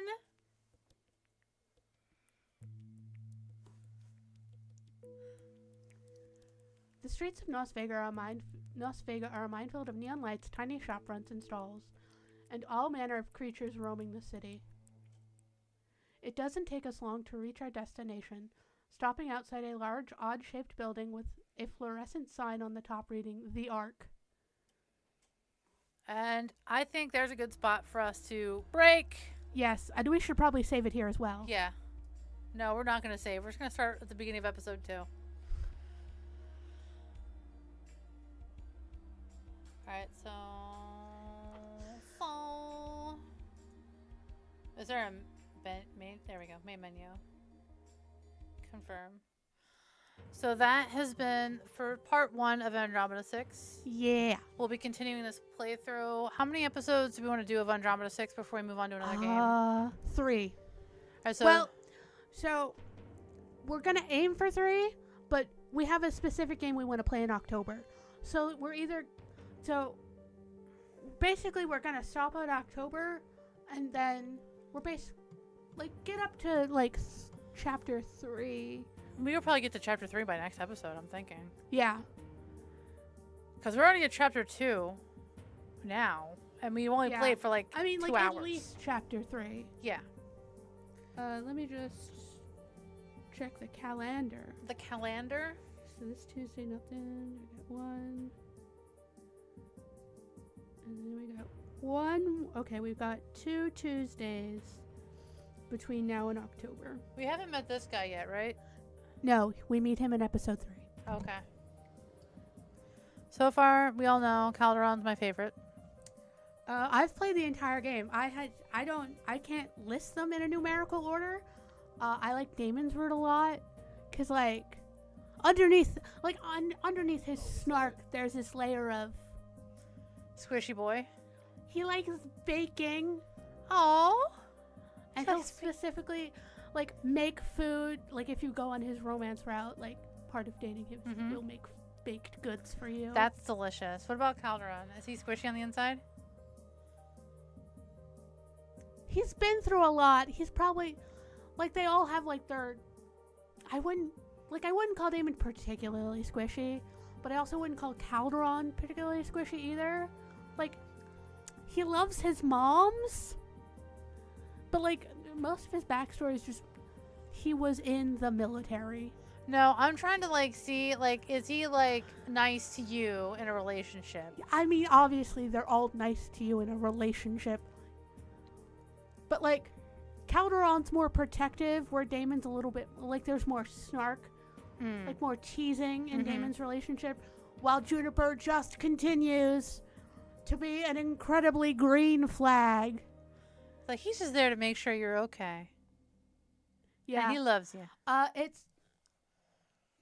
would say most depressing.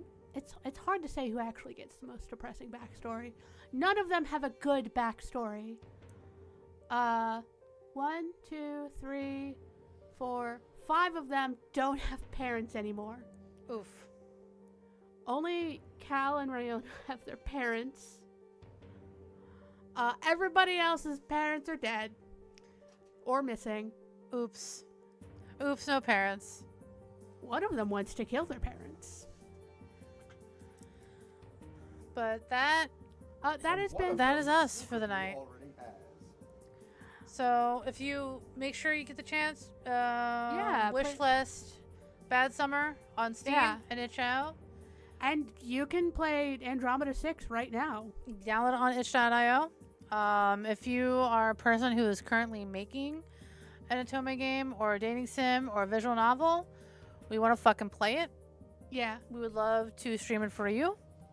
Yeah. So let us know. Let us know. You can email us. You could leave comments and shit. Follow us on Blue Sky. You look up Otome O'Clock on Blue Sky. Look for our little logo. That'll be us. Yep. And it's like, hey, here's a link to my game. You should check it out. I think it'd be super cool. And we all have a good time. And it's fun stuff. I have nothing else to say other than that. Megan, do you have anything? No. Not really, no. Yeah. I'm gonna go now. Yeah.